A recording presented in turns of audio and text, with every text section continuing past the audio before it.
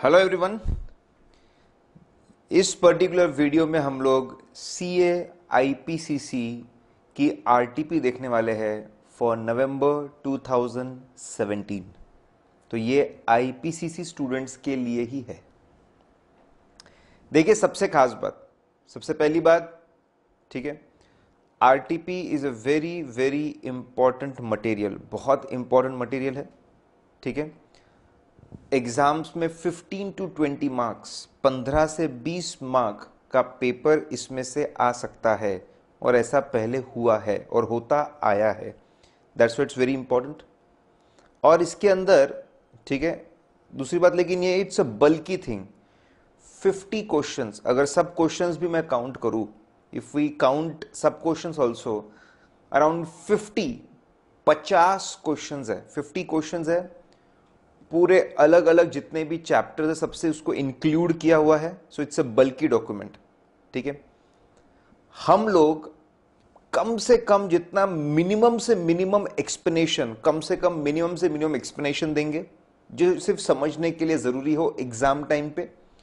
और खास बात, हर क्वेश्चन का, हर क्वेश्चन एक्सप्लेनेशन के बाद में हर क्वेश्चन का याद कैसे रखना, उसका तरीका, उसका शॉर्टकट दिया हुआ है। 50 के 50 क्वेश्चंस में, 50 के 50 क्वेश्चंस में हर क्वेश्चन को कैसे याद रखना, उसका तरीका दिया है। दैट्स एक्सट्रीमली इंपॉर्टेंट, क्योंकि याद रखना ही दिक्कत की बात होती है। करेक्ट। एंड समय बचाने के लिए, फोर्थ थिंग, समय बचाने के लिए जो पीडीएफ मैं फाइल यूज कर रहा हूं वो तो डिस्क्रिप्शन सेक्शन में है। सबसे खास बात, ठीक है, पर्टिकुलर क्वेश्चन कौन से मिनट से शुरू हो रहा है, कौन से मिनट से शुरू हो रहा है, जो स्टार्टिंग मिनट्स है, वो स्टार्टिंग मिनट्स पीडीएफ फाइल में इंक्लूडेड है। तो अगर आपके पास में समय कम है, ऐसे तो मैं सजेस्ट करूंगा पूरा वीडियो देख लीजिए, लेकिन अगर आपके पास में समय कम है और आप जानते हो कि यार 50 में से मुझे 15-20 क्वेश्चन तो खुद ही आते हैं अच्छे से, मुझे 30 क्वेश्चंस में ही प्रॉब्लम है, तो वो 30 क्वेश्चंस में आपको जो प्रॉब्लम है वही आप देखिए, स्टार्ट मिनट दिया हुआ है, स्टार्ट मिनट्स लगाकर आप आगे बढ़ जाइए। Correct, getting this point. तो ये particular video exam point of view से है और आपको बहुत ज्यादा कंफर्टेबली, कम से कम समय में आप चीजों को कर पाए, उस तरीके से पूरी प्लानिंग और डिजाइनिंग की है। पीडीएफ की लिंक डिस्क्रिप्शन सेक्शन में नीचे दी हुई है। ठीक है, नाउ बिफोर वी स्टार्ट, मैंने वीडियो के बारे में आपको बताया, बिफोर वी स्टार्ट, करेक्ट, दो इंपॉर्टेंट चीजें। पहला, हम लोगों ने एक मास्टर लिंक बनाई हुई है, this is a master link Google की, ये भी डिस्क्रिप्शन सेक्शन में मौजूद है। आईपीसीसी से रिलेटेड जितने भी हमारे वीडियोस है और जितने भी हमारे पीडीएफ फाइल्स है, वो सब कुछ आपको इस पर्टिकुलर लिंक पे मिल जाएंगे। ठीक है, which is relevant for November 17 exams. जो नवंबर 17 एग्जाम्स के लिए रेलेवेंट हो वो पूरा का पूरा आपको इस पर्टिकुलर लिंक पे मिल जाएगा। करेक्ट, तो ये लिंक जरूर देखें। दूसरी बात, ठीक है, आखिरी मोमेंट पे कई सारे डाउट्स आते रहते हैं, तो एडवांस्ड अकाउंट्स के बाद जिस दिन आपका एडवांस अकाउंट्स का पेपर होगा, रात को 9 बजे, रात को 9 बजे, और उसके अगले दिन भी रात को 9 बजे, ठीक है, जैसे टाइम फिक्स है, तो रात को 9 बजे हमारा लाइव डाउट सेशन रहेगा। बच्चों ने जो मुझे डाउट पूछे बहुत सारे, उसका जिस्ट बनाकर कि बच्चे क्या क्या डाउट पूछ रहे हैं इंपॉर्टेंट वाले, वो मैं शेयर कर लूंगा मेरी तरफ से, और आपके तरफ से मैं लाइव डाउट्स भी लूंगा। So there is a doubt session.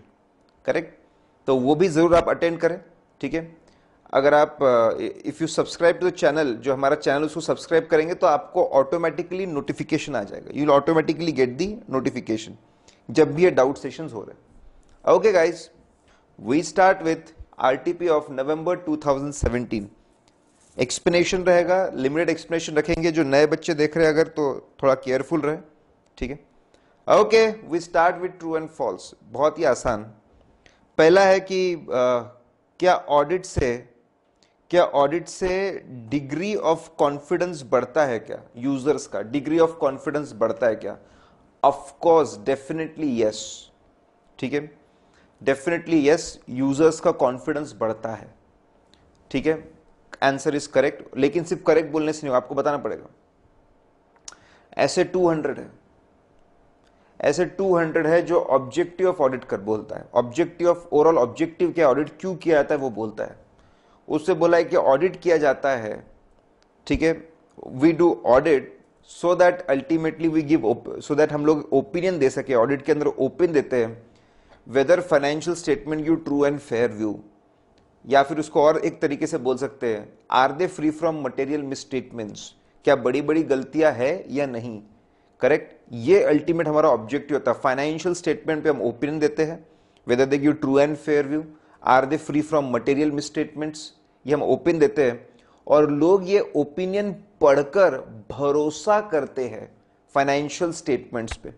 तो डेफिनेटली, ठीक है, एसेट टर्न के जो ऑब्जेक्टिव्स है, उसकी जो डेफिनेशन है, उसका जो एक्सप्लेनेटरी मटेरियल है, डेफिनेटली ये ओपिनियन पढ़ के लोग संतुष्ट होते हैं और फिर भरोसा करते हैं फाइनेंशियल स्टेटमेंट्स पे। तो आंसर बिल्कुल सही है, करेक्ट है। एसेट 200 का रेफरेंस देना चाहिए, ऑब्जेक्टिव के बारे में बताना चाहिए, और कॉन्फिडेंस कैसे बढ़ता है लोगों का वो एक्सप्लेन करना चाहिए। देखिए, सिर्फ करेक्ट इनकरेक्ट नहीं, एक्सप्लेनेशन बहुत मायने रखेगा। Planning is a discrete phase of audit. Discrete मतलब एक अकेला फेज जिसका बाकी फेजेस से कोई रिलेशन नहीं है, वन टाइम। उसको डिस्क्रीट मतलब जिसको एक ही बार हम परफॉर्म करते हैं, अलग से एक बार परफॉर्म करते हैं, फिर बार बार उसको परफॉर्म नहीं करते, उसको डिस्क्रीट फेज बोलते हैं। तो आंसर इज इनकरेक्ट, ठीक है। ऑडिट एक वन टाइम एक्टिविटी नहीं है, वन टाइम आइसोलेटेड एक्टिविटी नहीं है, बिल्कुल गलत है।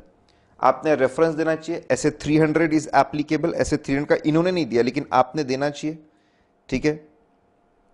और हर एक आंसर में हाईलाइटिंग की है ताकि आपको समझने में बहुत ज्यादा आसानी जाए, ठीक है। आपने रेफरेंस देना चाहिए ऐसे 300 का कि ऐसे 300 जो प्लानिंग से डील करता है वो एप्लीकेबल है। Planning is not a discrete phase, it is a continuous process. Continuous process है, वेल कनेक्टेड प्रोसेस है, ठीक है। हम इसकी शुरुआत जब पिछला ऑडिट खत्म होता है तब से शुरुआत हो जाती है। आपको बताना है, जब पिछला ऑडिट खत्म होता है तब से इसकी शुरुआत हो जाती है, और फिर इस बार का ऑडिट चलता है, फिर वापस प्लानिंग चलती रहती है, ठीक है। तब से शुरुआत होती है और जाके इस साल का असाइनमेंट जब कंप्लीट होता है तब वो खत्म होता है। Planning is not a one time activity and a stand alone activity, it's a continuous process. Continuous process होती है जिसकी शुरुआत पिछले साल का असाइनमेंट जब खत्म हुआ तब से शुरू हो जाती है। तब से हम सोचने लग जाते हैं कि अगले असाइनमेंट पे कौन सी चीजों पे ध्यान देंगे, कौन सी बातें करेंगे और कैसे करेंगे। कंटिन्यूअसली इस साल चलता रहता है, और साल के एंड जब तक असाइनमेंट खत्म नहीं हो तब तक हम लोग इसके बारे में हम सोचते रहते हैं। We keep improving our plans, हमारे प्लान्स को और फाइन ट्यून कर करके उसको कंटिन्यूअसली इंप्रूव करते रहते हैं, करेक्ट। जैसे इनिशियल बराबर मेजर काम इनिशियल स्टेज पे होता है प्लानिंग का, लेकिन उसको अपडेट कंटिन्यूअसली हम लोग करते रहते हैं, ठीक है। अलग अलग प्लान बनते हैं, जैसे मैं और थोड़ा सा नॉलेज दे दूं आपको। ऐसे 300 में 3 चीजों के प्लान बनते हैं कि पहले कंपनी के जाकर समझने के लिए कंपनी में क्या क्या गड़बड़ हो सकती है, रिस्क असेसमेंट का पहला प्लान बनता है। रिस्क असेसमेंट का प्लान एग्जीक्यूट होने के बाद उससे जो इनपुट मिलते हैं उसके बेसिस पे फर्दर ऑडिट प्रोसेस का प्लान बनता है। फर्दर ऑडिट प्रोसेस परफॉर्म करने के बाद उससे जो इनपुट मिलते हैं स्पेसिफिक एसेस को इंप्लीमेंट करने का प्लान बनता है, कि 570 गोइंग कंसर्न को इंप्लीमेंट करने का प्लान बनता है, 610 इंटरनल ऑडिट को इंप्लीमेंट करने का प्लान बन सकता है, ठीक है। 620 एक्सपर्ट के लिए अलग से प्लान बन सकता है।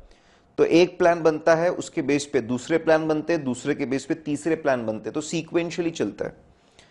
तो बिल्कुल गलत था बोलना कि ये स्टैंड अलोन एक्टिविटी है, वन टाइम एक्टिविटी है। It is a continuous process जो बहुत पहले से शुरू होकर बाद में तक जाती है। एक प्लान बनता है, उसके बेस पे दूसरा, दूसरे के बेस पे तीसरा, ऐसी प्लानिंग चलती रहती है,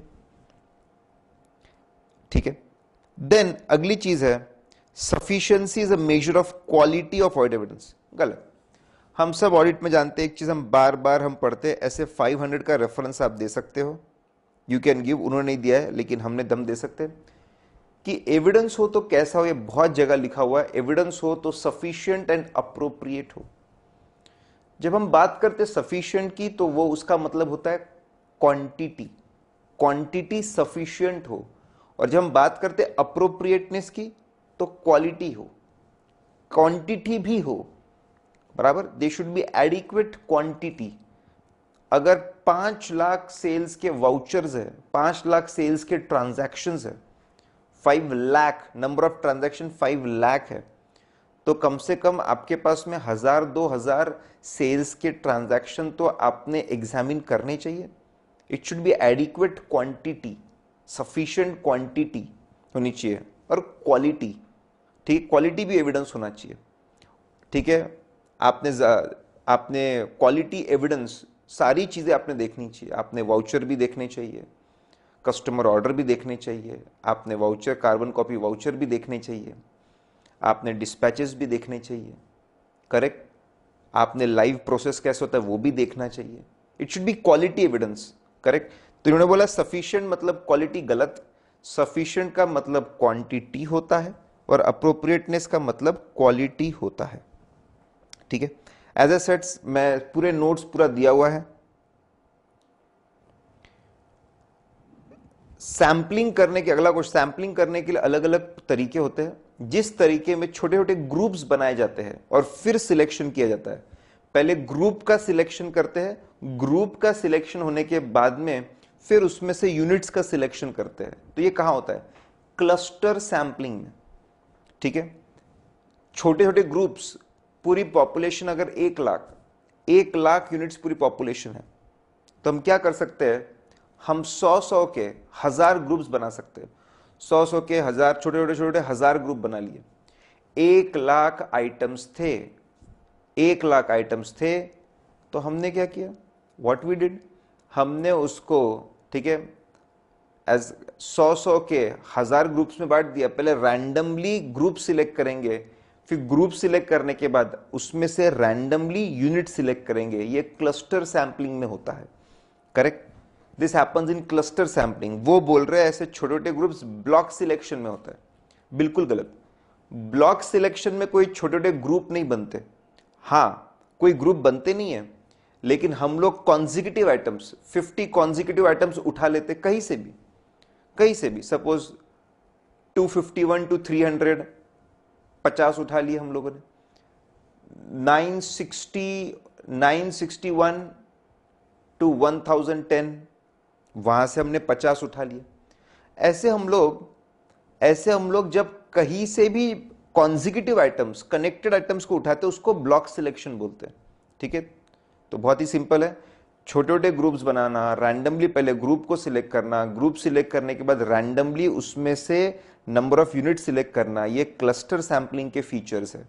ब्लॉक सिलेक्शन में ग्रुप नहीं बनते, सिर्फ कनेक्टेड कॉन्जिक्यूटिव आइटम को एक साथ सिलेक्ट करते हैं। तो इनकरेक्ट था।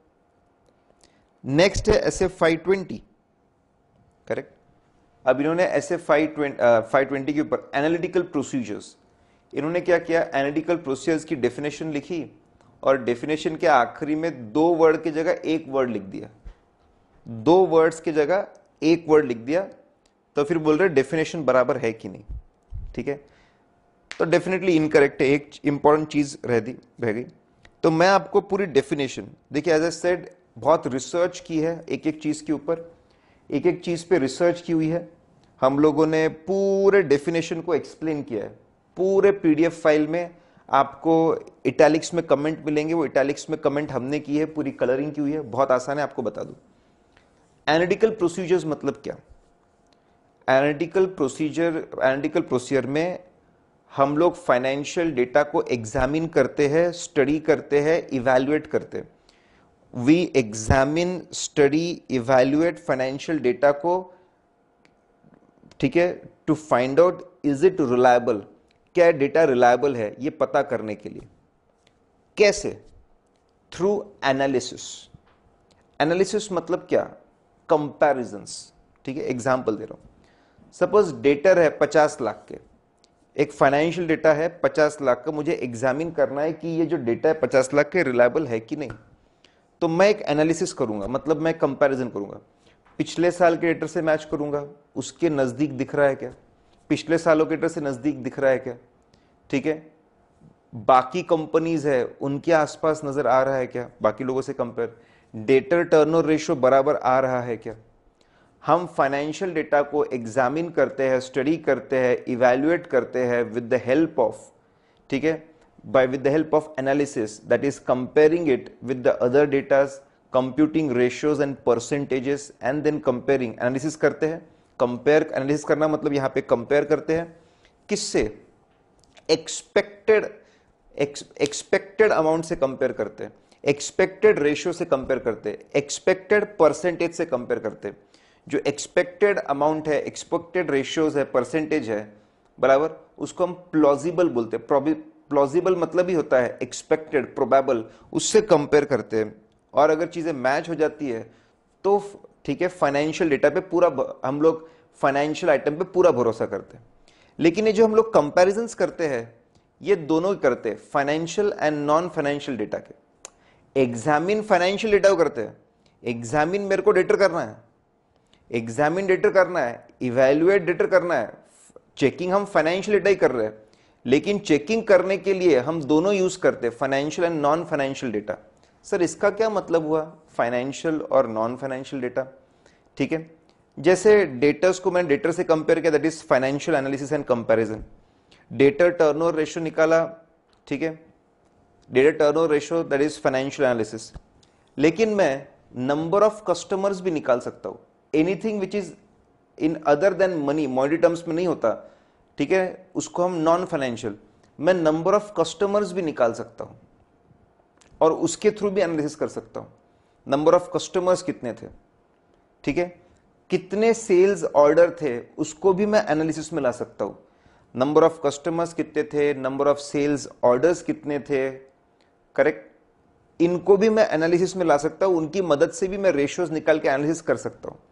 मतलब हम लोग नॉन फाइनेंशियल डेटा को भी यूज करते हैं, ठीक है। यहां पे ट्रू एंड फॉल्स में नॉन फाइनेंशियल डेटा इंक्लूडेड नहीं था, ठीक है, वापस फ्रीज करो, ध्यान से सुन लेना। As per SS 720, when we examine, study, evaluate financial data, we try to find out whether it's reliable or not. We do a lot of analysis, that means comparison. We do a lot of analysis, we compare amounts, percentage ratios with the probable amounts, plausible amounts से हम लोग compare करते हैं। When we do this comparison we use both data, financial as well as non financial, ठीक है। भरोसा financial data पे बनाना है, लेकिन कंपैरिजंस के थ्रू, लेकिन कंपैरिजन करते वक्त फाइनेंशियल और नॉन फाइनेंशियल दोनों तरह के जो डेटा है उसको हम लोग यूज करते हैं, ठीक है। I hope you got it. क्या डायरेक्टर के रिलेटिव साहब ऑडिटर बन सकते हैं क्या? सेक्शन 141 सबसेक्शन 3 है, उसमें साफ साफ लिखा है कि अगर चार्ट अकाउंटेंट के रिलेटिव, चार्ट अकाउंट के रिलेटिव डायरेक्टर है या की मैनेजमेंट पर्सन, डायरेक्टर है वेदर इन एम्प्लॉयमेंट और नॉट, की मैनेजमेंट पर्सन है ऑफ दैट कंपनी, उस कंपनी के, बराबर। अगर रिलेटिव्स, अगर सीए के रिलेटिव्स, ठीक है, डायरेक्टर बन के बैठे उस कंपनी में, कोई भी डायरेक्टर, एग्जीक्यूटिव, नॉन एग्जीक्यूटिव, कोई भी डायरेक्टर हो, या फिर सीए के रिलेटिव्स की मैनेजमेंट पर्सन बन के बैठे हुए हैं कंपनी में, तो सीए इनडायरेक्टली जुड़ गया, ही विल बी डिसक्वालिफाइड, बंदा डिसक्वालिफाई होता है, ठीक है। तो अगर सीए के रिलेटिव्स कंपनी में डायरेक्टर्स या की मैनेजमेंट पर्सन बन के बैठे हैं तो सीए ऑडिट नहीं कर सकता, he cannot do audit, ठीक है।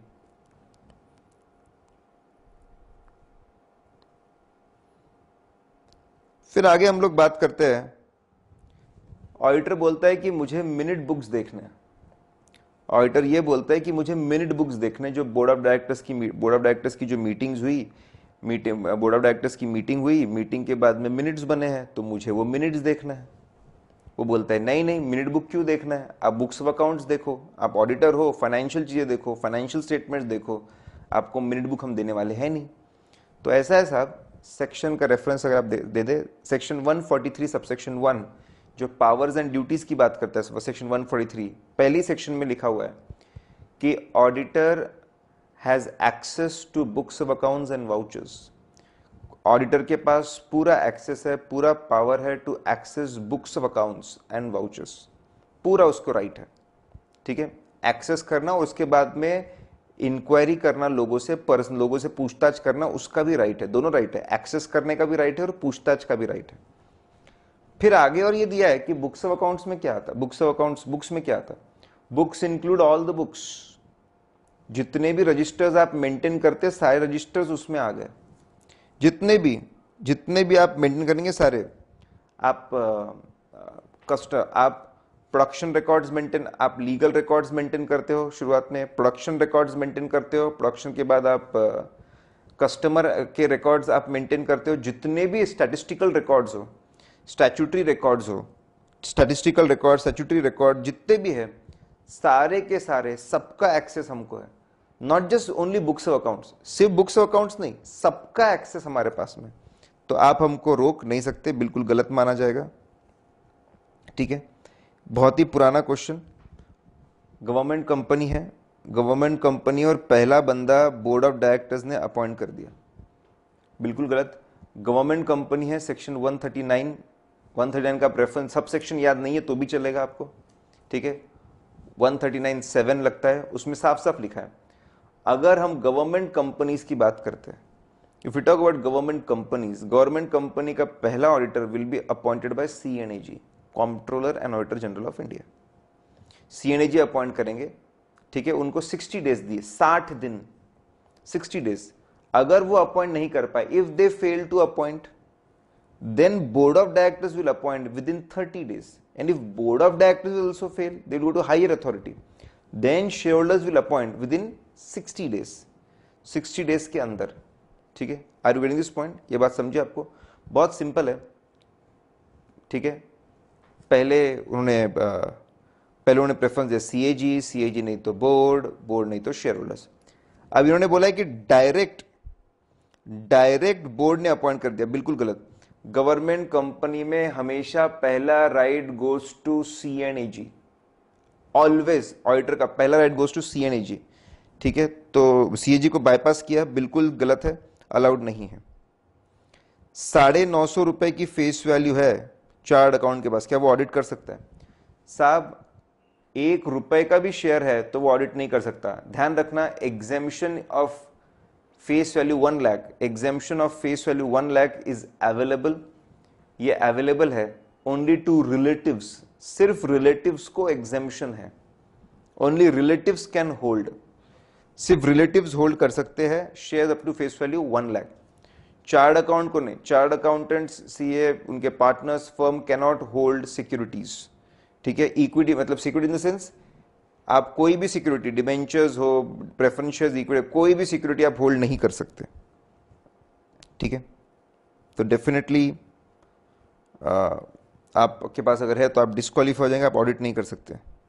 The auditor expresses qualified opinion, qualified opinion दे रहा है, ठीक है। Are prepared in all material respect in accordance with applicable FRF। अगर सब बराबर तो क्वालिफाइड देते क्या? नहीं, अनक्वालिफाइड। अगर पूरी अकाउंटिंग बराबर है, अगर पूरी की पूरी अकाउंटिंग बराबर है, if all the accounting is all proper, ठीक है, पूरी अकाउंटिंग अगर सही है तो आप अनक्वालिफाइड ओपन, पूरी अकाउंटिंग फाइनेंशियल स्टेटमेंट बहुत अच्छे से बने तो यू गिव अनक्वालिफाइड, ठीक है। अनक्वालिफाइड मतलब with qualification, English is a funny language. Qualification का और एक वर्ड होता है conditions, without any conditions and reservations मैं बोलता हूं yes financial statement give true and fair. तो सब कुछ बराबर हो तो अनकंडीशनल, दिल खोलकर अनकंडीशनल, बिना किसी हिचकिचाहट के बराबर आप ओपिनियन दीजिए, उसको बोलते हैं अनक्वालिफाइड, अनमॉडिफाइड ओपिनियन। और जहां प्रॉब्लम होता है वहां पे हम क्वालिफाइड या मॉडिफाइड ओपिनियन देते हैं, ठीक है। तो बहुत ही आसान से साहब ये 10 बहुत इंपॉर्टेंट आपके ट्रू एंड फॉल्स थे, आने के चांस बहुत ज्यादा है, या तो केस बन के भी आ सकते हैं, they can come in the form of case also. अगला क्वेश्चन देखते हैं, next is question number 2A। इसमें क्वेश्चन में पूछा गया है कि ऑडिटर की जिम्मेदारी क्या है with respect to subsequent events. Subsequent events को लेकर ऑडिटर ने क्या करना चाहिए, व्हाट ही शुड डू, क्या करना चाहिए। तो यहां पे आप सबसे पहले ऐसे 560 का रेफरेंस दीजिए। ऐसे 560 एक स्टैंडर्ड है जो हमको बताता है कि ऑडिटर ने क्या करना चाहिए सब्सीक्वेंट इवेंट्स के लिए। ठीक है, अब मैं आपको ये डायग्राम आपको बहुत ज़्यादा काम आएगा। पहले मैं आपको बता दूं कि फ्लो ऑफ द इवेंट्स कैसा होता है। सबसे पहले 31 मार्च को साल खत्म होता है। साल खत्म होने के बाद में बोर्ड ऑफ फाइनेंशियल स्टेटमेंट्स को बनाया जाता है, अच्छे से बनाया जाता है। बोर्ड ऑफ डायरेक्टर उसको अप्रूव करते हैं।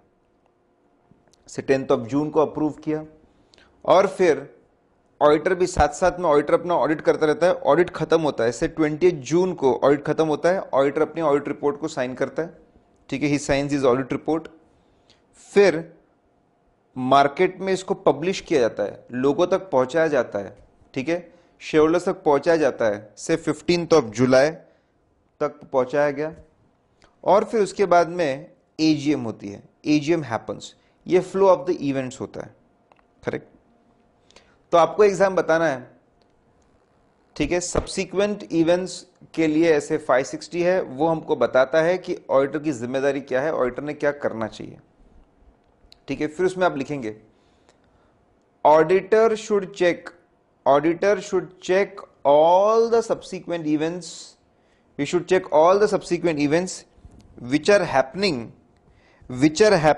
after balance sheet date, जो हो रहे हैं आफ्टर बैलेंस शीट डेट के बाद till the date of signing.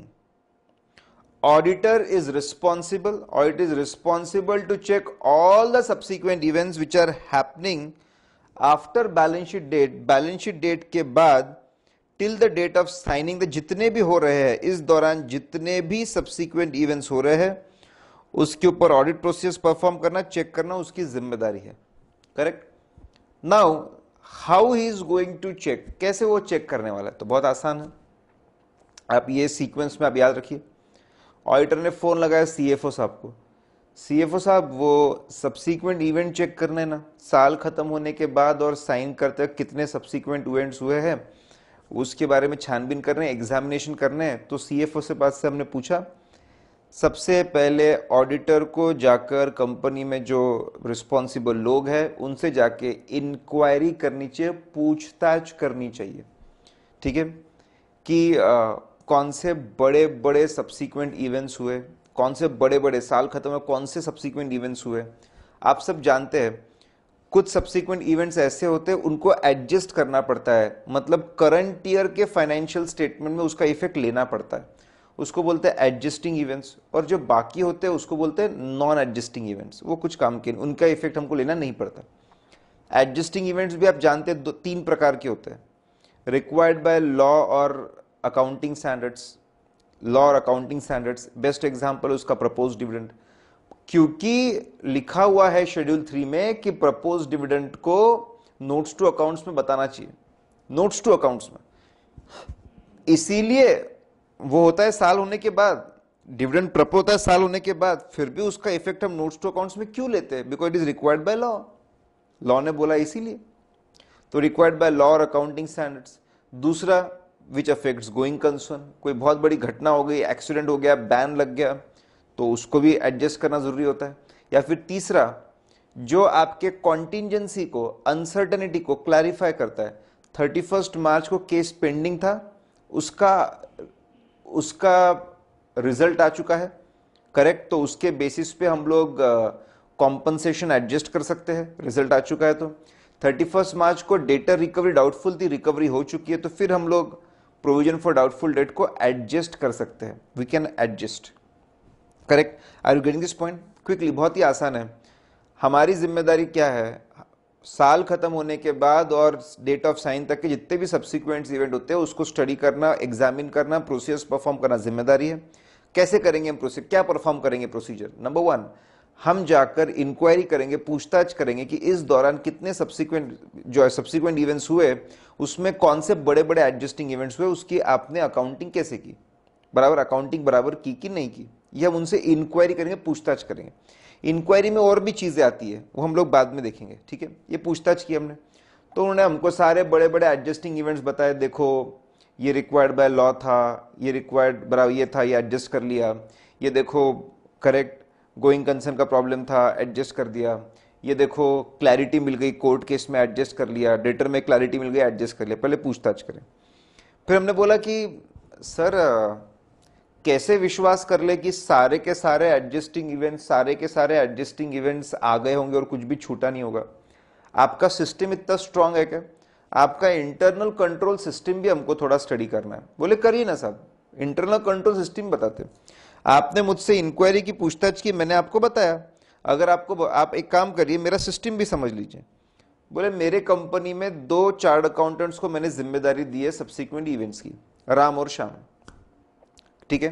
Ram और श्याम 2 थे, तो राम को, ठीक है, राम और श्याम इंडिपेंडेंटली, दोनों अलग अलग, इंडिपेंडेंटली जैसे ही साल खत्म होने के बाद, जैसे ही हफ्ता खत्म होता है, राम और श्याम इंडिपेंडेंटली चेकलिस्ट भरते सब्सिक्वेंट इवेंट्स की। उस हफ्ते के दौरान जितने सब्सिक्वेंट इवेंट्स से उसको स्टडी करते हैं, एडजस्टिंग इवेंट्स ढूंढ के निकालते, मेरे पास आते, मैं उनकी चेकलिस्ट को स्टडी करता हूं और फिर मैं एडजस्टिंग इवेंट्स को अप्रूव करता हूं।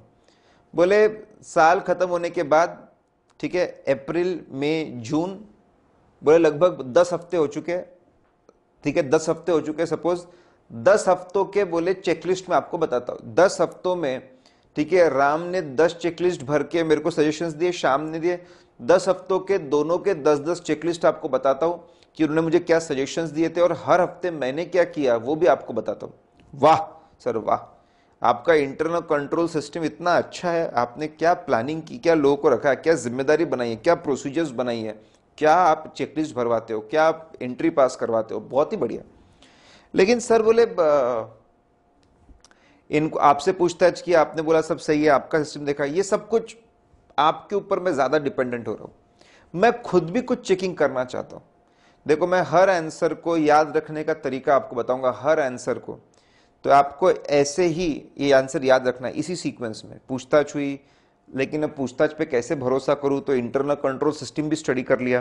बोले सब पूरा आप पे भरोसा कर रहा हूं मैंने भी खुद ने कुछ चेक करना है। बोले करिए ना सर, करिए आप चेकिंग, आपने बोला था ना 3 तरह के एडजस्टिंग इवेंट्स होते हैं, आप करिए ना चेकिंग। हाँ, तो बोले एक काम करिए, आप बोर्ड ऑफ डायरेक्टर्स के मिनट्स दीजिए, बोर्ड ऑफ डायरेक्टर्स के मिनट्स दीजिए, क्योंकि बोर्ड ऑफ डायरेक्टर के मिनट्स देख के मेरे को साल खत्म होने के बाद में जितने भी बोर्ड मीटिंग्स हुई है उसके मिनट्स दीजिए, क्योंकि मिनट्स देखकर मुझे समझ में आएगा कि डिविडेंड प्रपोज हुआ कि नहीं हुआ और कितना हुआ।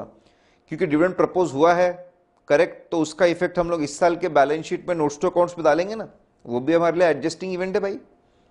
एंट्री पास नहीं करते, अभी अमेंडमेंट के बाद एंट्री पास नहीं करते, लेकिन नोट्स टू अकाउंट्स में तो लिखते ना। तो बताइए आप प्रपोज डिविडेंड के लिए आपके मिनट्स बताइए, you show us the minutes, हमने बताया। अच्छा, गोइंग कंसर्न के लिए साल के, अभी जो साल खत्म होने के बाद आपके जो cash and bank statements, cash and bank cash flow statements कैसे है, कैश स्टेटमेंट्स, बैंक स्टेटमेंट बताइए, कैश फ्लो स्टेटमेंट बताइए। साल खत्म होने के बाद कि आपने मंथली कोई फाइनेंशियल स्टेटमेंट्स है तो वो बताइए। मैं देखना चाहता हूं कि भाई आपके कैश रिसीट्स बराबर चल रहे ना, बैंक रिसीट्स बराबर चल रहा ना, कैश फ्लो बराबर चल रहा ना, प्रॉफिटेबिलिटी बराबर चल रही ना, गोइंग कंसर्न में तो गड़बड़ नहीं आ रही, वो भी मुझे बता दीजिए। फिर रिकवरी लीगल केसेस का आउटकम बता दीजिए और रिकवरी ऑफ डेटर्स बता दीजिए, सब देख लूंगा मैं। 3 तरह के एडजस्टिंग इवेंट, 3 तरह के सबूत मैं देख लूंगा, ठीक है।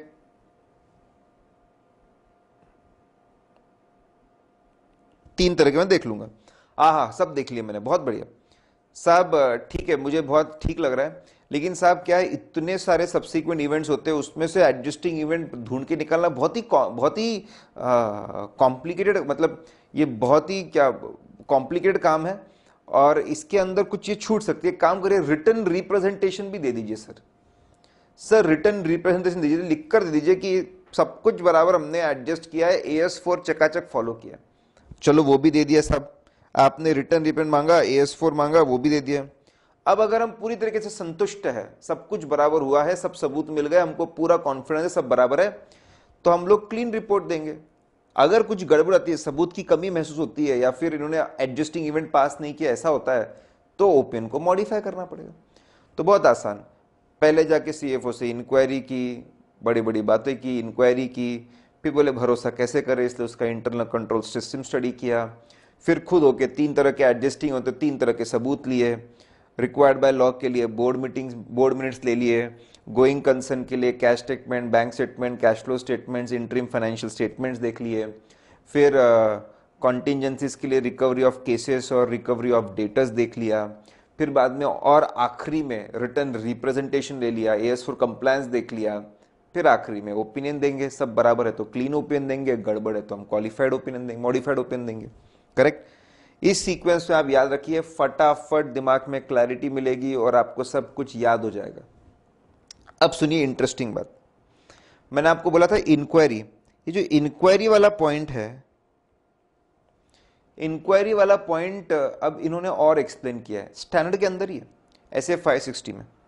मैं आपको फ्रैंकली बोलता हूं कि जब ये इंक्वायरी वाला पॉइंट मैंने पहली बार जब पढ़ा मैंने, तो मुझे समझ में नहीं आया कि लिखा क्या है।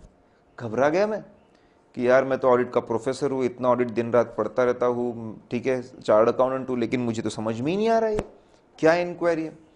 उस दिन शाम में समझ में नहीं आया मुझे क्या इंक्वायरी है, लेकिन अगले दिन उठा तो क्लिक हुआ। अब आपको बता रहा हूँ, बहुत इंपॉर्टेंट बात है, ध्यान सुनना। मैं क्या कर रहा था, मैं पढ़ रहा था ये इंक्वायरी की बातें, समझ में नहीं आ रही थी मैं, ठीक है। अब ये स्टैंडर्ड ऑडिटिंग है, एसेज है, ऐसे is a 99% copy of international standards on auditing. International standards on auditing की कॉपी है पूरी की पूरी, करेक्ट। और इंटरनेशनल स्टैंडर्ड्स ऑन ऑडिटिंग किसके ऊपर बने हो, इंटरनेशनल स्टैंडर्ड्स ऑन ऑडिटिंग को जब एग्जांपल्स की जरूरत होती है तो कहां से उठाते होंगे वो, इंडिया के अकाउंटिंग स्टैंडर्ड से उठाते होंगे या आईएफआरएस से उठाते होंगे, आईएफआरएस से। तो ये जो एग्जांपल्स है ये आईएफआरएस बेस्ड है, और मैं इसको AS4 से कंपेयर कर रहा था, करेक्ट, इसलिए मुझे समझ में नहीं आ रहे थे। तो आप ध्यान रखना, जब भी स्टैंडर्ड के अंदर किसी अकाउंटिंग ट्रीटमेंट के बहुत सारे एग्जांपल्स है तो वो AS बेस्ड नहीं होते, जनरली वो IFRS बेस्ड होते। लेकिन अब इंस्टीट्यूट वालों ने थोड़ी इतना सोचा, भाई इंस्टीट्यूट वालों ने थोड़ी इतना सोचा कि बच्चे कैसे देखेंगे, बच्चों को तो IFRS का कोर्स ही नहीं है तो बच्चे कैसे देखेंगे, उन्होंने तो सोचा ही नहीं। हमने सोचा अभी क्या करना, हमको तो लिखना पड़ेगा ना। फिर मैंने क्या किया, मैंने थोड़ा पॉइंट्स को याद रखने के लिए इंक्वायरी के कुछ पॉइंट्स एसेट से जोड़ दिए। देखो पूरे के पूरे 15 पॉइंट एक साथ याद रखना पॉसिबल नहीं होता, लेकिन मैं अगर 5-5 के 3 टुकड़े कर दूं तो याद रखना आसान होता है। तो आप क्या, मैंने बहुत सारे पॉइंट उनको टुकड़े कर दिए लॉजिकली। तो इंक्वायरी के पॉइंट्स है, IFRS बेस्ड है, जैसे भी बेस्ड है हमको याद रख के लिखना है, ठीक है। कुछ चीजें मैंने जोड़ दी एसेट से, कुछ चीजें मैंने जोड़ दी लाइबिलिटी से, और कुछ चीजें मैंने जोड़ दी दोनों से कॉमन, ठीक है। जैसे इंक्वायरी करेंगे, नंबर 1 एसेट्स, क्या साल खत्म होने के बाद आप कोई बहुत बड़ा एसेट्स खरीदने या बेचने के बारे में सोच रहे हैं क्या, ठीक है, कोई बहुत बड़ा एसेट्स खरीदने या बेचने के बारे में सोच रहे हैं क्या, कोई बहुत बड़ा एक्विजिशन या सेल हुआ है क्या। फिर साल खत्म होने के बाद कोई बहुत बड़ा डिस्ट्रक्शन ऑफ द एसेट्स या गवर्नमेंट से कंपलसरी एक्विजिशन डिस्ट्रक्शन ऐसा कुछ हुआ है क्या। साल खत्म बाद आप कुछ खरीदने बेचने का सोच रहे हुआ है, अब ठीक है, डिस्ट्रक्शन हुआ है, कंपलसरी एक्विजिशन ऐसा कुछ हुआ है कि एसेट्स के साथ। क्या साल खत्म होने के बाद ऐसा कुछ हुआ है which is affecting recoverability of the asset, asset के वैल्यू को अफेक्ट कर रहा है, ठीक है। जैसे अगर किसी प्रोडक्ट पे बैन लगा दिया, अगर किसी प्रोडक्ट पे बैन लगा दिया तो वो फैक्ट्री आपकी यूजलेस हो जाएगी, वो फैक्ट्री आपकी यूजलेस हो जाएगी, तो उसकी वो फैक्ट्री की वैल्यू आपको कम करनी पड़ेगी। ऐसा कुछ हुआ कि एसेट के वैल्यू पे असर पड़ रहा है, ठीक है। तो एसेट साइड की बातें हो गई, एसेट साइड की बातें हो गई। फिर लायबिलिटी साइड पे, साल खत्म होने के बाद आपने कोई नया इशू ऑफ शेयर्स लाया क्या, नया इशू ऑफ शेयर्स लाया क्या, कोई बोनस इशू लाया क्या, कोई राइट इशू लाया क्या, शेयर कैपिटल पे ध्यान। उसके नीचे साल खत्म होने के बाद आपने कोई नए बोरोइंग्स लिए क्या, नए बोरोइंग्स आपने इशू किए क्या, नए डिबेंचर इशू किए क्या, नए लोन लिए क्या। उसके नीचे, ठीक है, आपकी लाइब्रेरी नीचे कंटेंट, आपने कोई कमिटमेंट्स दिए क्या, आपकी कोई कमिटमेंट्स दिए आपने, कॉन्टिजेंट लायबिलिटी का स्टेटस क्या है, कॉन्टिजेंट लायबिलिटी का स्टेटस बदला क्या, वेदर इट हैज चेंज्ड, ये सारी चीजें आईएफआरएस के हिसाब से एडजस्टिंग इवेंट्स में जाती है, उनके हिसाब से। तो मैंने पहले शेयर कैपिटल के बारे में बात की, उसके नीचे मैंने बोरोइंग्स की बात की, बोरोइंग्स के नीचे ठीक है जो आपके कॉन्टेंट लायबिलिटी के प्रोविजन है उसकी बात की, correct. Commitments, notes to accounts में कमिटमेंट्स आते हैं, कोई कमिटमेंट क्या उसकी बात की। फिर कॉमन चीज है, ठीक है, साल खत्म होने के बाद में कुछ ऐसी चीज हुई कि which is challenging your accounting policies. मतलब आप गोइंग कंसर्न अजम्पशन पॉजिटिव लेके चल रहे हैं, साल खत्म होने का कुछ ऐसा हुआ है कि आपकी गोइंग कंसर्न अजम्पशन हिल गया है, खत्म होने के बाद में कुछ ऐसा हुआ है क्या which is affecting your accounting estimates का तरीका था, सपोज साल खत्म होने के बाद बराबर कुछ ऐसा हुआ है कि which is affecting your policies, आपकी जो पॉलिसी साल खत्म होने के बाद में कोई बहुत रिसर्च रिपोर्ट्स आई है, किसी ने बोला है कि गोइंग कंसर्न आपका सही नहीं है, या फिर किसी ने बोला है कि आपके डेप्रिसिएशन पॉलिसी सही नहीं है, किसी ने बोला है इन्वेंट्री पॉलिसी सही नहीं है, ऐसा कुछ हुआ है क्या, कुछ ऐसी इंफॉर्मेशन आई है क्या जिसको देखकर लगता है हमारी पॉलिसीज सही नहीं है, एसेट्स या लायबिलिटी हो कोई पॉलिसीज नहीं है, ऐसा कुछ हुआ है क्या जिसको देखकर लगता है कि एस्टिमेट सही नहीं है, जजमेंट हमारे सही नहीं है, करेक्ट, ऐसा कुछ हुआ है तो उसको भी हम लेना पड़ेगा, ठीक है। Are you getting this point? कुछ अनयूजुअल हुआ है क्या, जैसे पिछले साल अगले साल बहुत सारा सेल्स रिवर्सल हुआ है, बहुत सेल्स रिवर्स हुआ है, सेल्स रिटर्न हुआ है, तो इस साल के सेल्स में कुछ एडजस्ट करने की जरूरत है क्या, प्रोविजन बनाने की जरूरत है क्या, वो आपने देखना चाहिए। तो कुछ बातें एसेट साइड से जोड़ दी, कुछ बातें लायबिलिटी साइड से जोड़ दी, कुछ दोनों से जोड़ दी, करेक्ट। ये क्वेश्चन बच्चों को डिफिकल्ट जा सकता है। अगला क्वेश्चन बहुत ज्यादा आसान, बहुत सिंपल सा, व्हाट आर क्वालिटीज, ऑडिटर की क्वालिटीज क्या होती है, what are the qualities of auditor, इसको लेकर है, बहुत ही सिंपल, बहुत आसान। अब ऐसा है कि ये क्वेश्चन ठीक है इन्होंने स्टैंडर्ड्स के ऊपर बेस्ड नहीं है, इन्होंने मिक्स्ड बैग एक बनाया है, it is not based on standards on auditing. Standards on auditing में एथिकल प्रिंसिपल्स वगैरह की बात की, इंडिपेंडेंस की, ठीक है, ये अलग से इन्होंने ये मॉड्यूल में रेडी किया है, बहुत सिंपल है। What are qualities, what are qualities of auditor, सबसे basic, you have to give opinion, क्या फाइनेंशियल स्टेटमेंट भरोसेमंद है कि नहीं, आपको ऑडिटर को ओपिनियन देना है कि फाइनेंशियल स्टेटमेंट ट्रस्टवर्दी है कि नहीं। अगर आप ये बोलना है तो ट्रस्टवर्दी है कि नहीं, you should be trustworthy first, correct. तो बहुत जरूरी है जो ऑडिटर हो वो ऑनेस्ट हो, he should be honest, integrity, honesty हो उसके अंदर, ठीक है, वेरी इंपॉर्टेंट, ऑनेस्टी होनी चाहिए, इंटीग्रिटी होनी चाहिए, अनबायस्ड हो, ऑब्जेक्टिव, ऑब्जेक्टिव का यहाँ पे मतलब है अनबायस्ड। एक तो ऑनेस्ट है, जो मिला उसके हिसाब से रिपोर्ट बनाऊंगा, दूसरा अनबायस्ड होऊंगा, मेरे पास्ट रिलेशंस, मेरे पर्सनल रिलेशंस सबको दूर रख के, पास्ट रिलेशंस को दूर रखकर, पर्सनल रिलेशंस को दूर रखकर, मैं निष्पक्ष होके अनबायस्ड लेके मेरे डिसीजंस लूंगा, इवैल्यूएशन लूंगा और रिपोर्ट बनाऊंगा, ठीक है। इंडिपेंडेंस मेंटेन करूंगा, मैं लीगली, पर्सनली, प्रोफेशनली क्लाइंट के ऊपर डिपेंडेंट नहीं रहूंगा।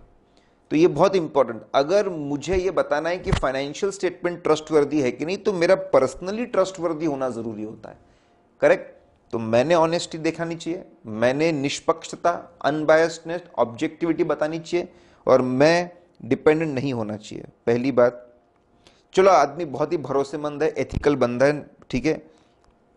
ऑडिटर को एक अच्छा नॉलेज होना चाहिए अकाउंट्स का, बहुत अच्छा, अकाउंटिंग बराबर, अकाउंटिंग स्टैंडर्ड्स, उसके गाइडेंस नोट्स, प्रैक्टिकल अकाउंटिंग, ठीक है, प्रैक्टिकल अकाउंटिंग इश्यूज, उसके सॉफ्टवेयर्स, उसके इंटरप्रिटेशन का अच्छा नॉलेज होना चाहिए। ऑडिट का भी अच्छा नॉलेज होना चाहिए, ऑडिटिंग स्टैंडर्ड्स क्या बोलते हैं, कैसे प्लानिंग करना, कैसे एग्जीक्यूशन करना।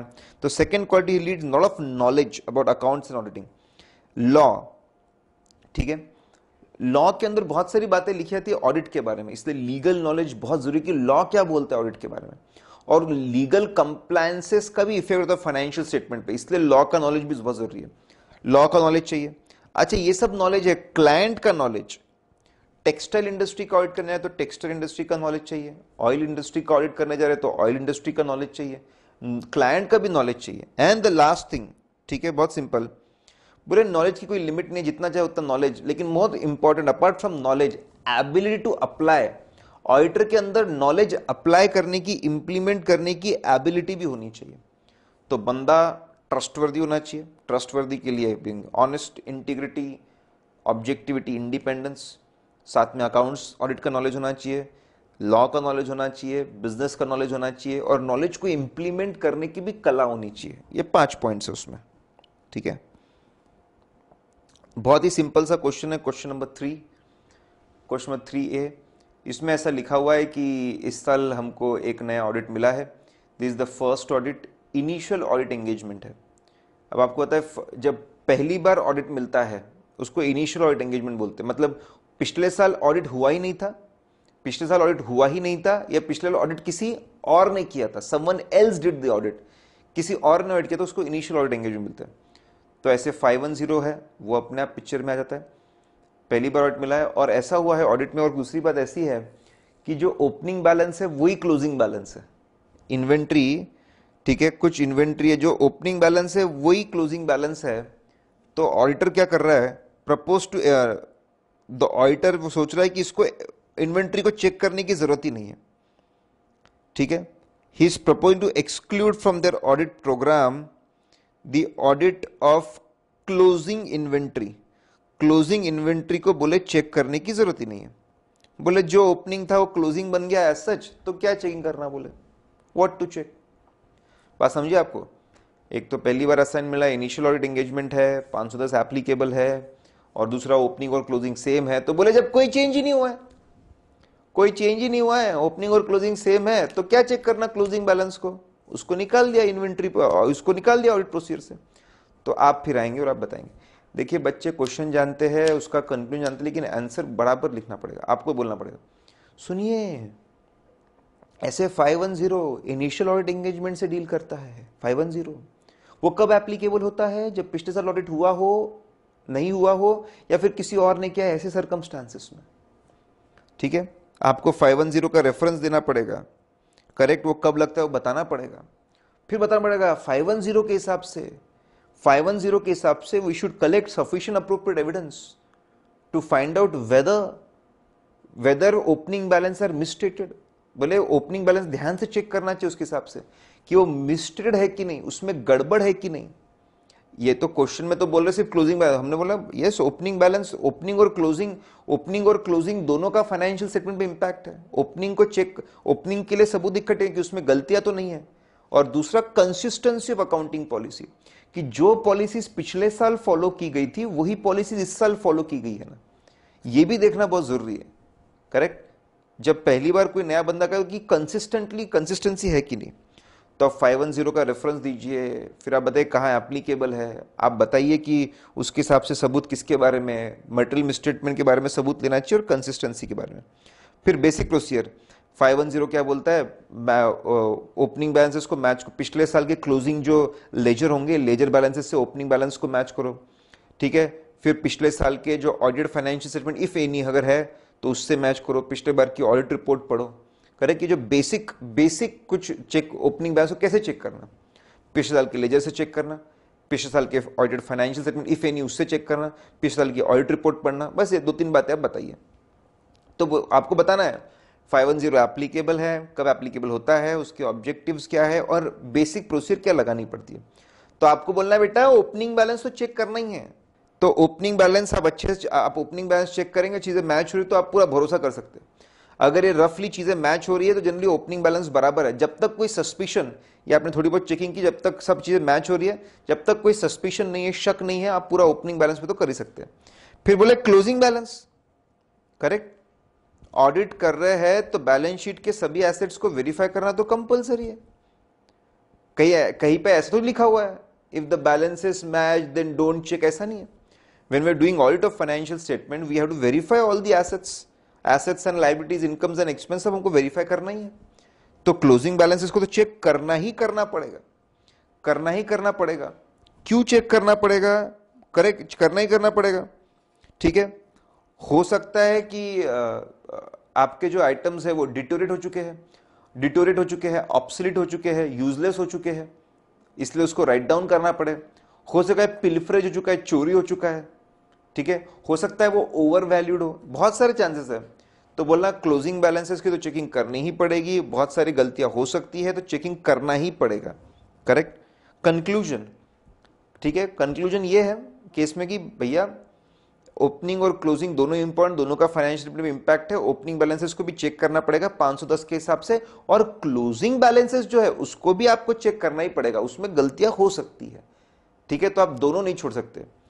देर is no such logic, there is no such standard which says that opening and closing match हुए तो चेकिंग मत करो, ठीक है। Getting this point? Okay okay guys, तो वो था। अभी इंटरेस्टिंग सा है, we are going to talk about assertions।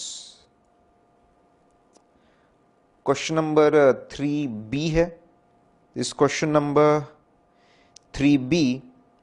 3B है और ये बात करता है assertions पे, ठीक है। एक्चुअली एक क्वेश्चन है आगे, देयर इज वन क्वेश्चन, एक क्वेश्चन है आगे जो assertions के बारे में बात ही करता है, हमारे आरटीपी में ही है, ठीक है।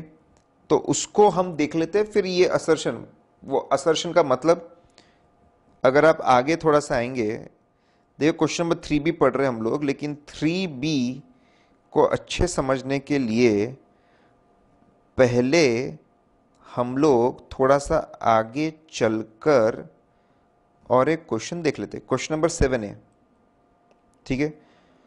Question number 3B, question number 3B को समझने के लिए, क्वेश्चन नंबर 3B को समझने के लिए पहले हम लोगों ने क्वेश्चन नंबर 7A को समझना चाहिए, ठीक है। असर्शंस क्या होते हैं उसके बारे में, और आपने वर्ड सुना भी होगा, ध्यान सुन लीजिए, बहुत बहुत ज्यादा आसान सा वर्ड है असर्शंस। असर्ट करने का अगर आप लिटरल मीनिंग बोलेंगे, असर्ट करना मतलब कुछ बोलना, ठीक है। तब ध्यान सुनिए, representations made by the management about financial data, representations made by the management about financial data. क्या रिप्रेजेंट कर रहे हैं? रिप्रेजेंटेशंस मतलब वो कौन सी बातें असर्ट कर रहे हैं, कौन सी इंपॉर्टेंट बातें डायरेक्टली इनडायरेक्टली वो बोल रहे हैं थ्रू फाइनेंशियल डेटा।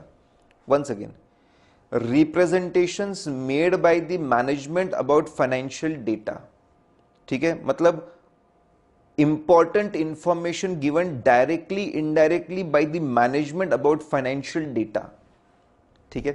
अब मैं उसका एग्जांपल, ये टेक्निकल मैंने बोल दिया, representations made by the management, assertions made by the management, important information given by the management about financial data। अब मैं इसको समझा रहा हूं, ठीक है। फाइनेंशियल डेटा 3 तरह का होता है, फाइनेंशियल डेटा 3 तरह का आपका होता है, इट्स 3 टाइप्स, ठीक है। आपका financial data can be in the form of account balances, that is assets and liabilities. या तो आपका फाइनेंशियल डेटा अकाउंट्स और बैलेंसेस के फॉर्म में होगा, that is nothing but assets and liabilities. या तो आपका फाइनेंशियल डेटा ट्रांजैक्शंस के फॉर्म में होगा, it may be in the form of transactions, that is nothing but incomes और एक्सपेंसेस, इनकम या एक्सपेंसेस, ठीक है। या तो आपका financial data notes to accounts के फॉर्म में होगा, नोट्स टू अकाउंट्स के फॉर्म में होगा, that is nothing but presentations and disclosures जो होते हैं उसके फॉर्म में होगा। 3 फॉर्म में हो सकता है, ठीक है।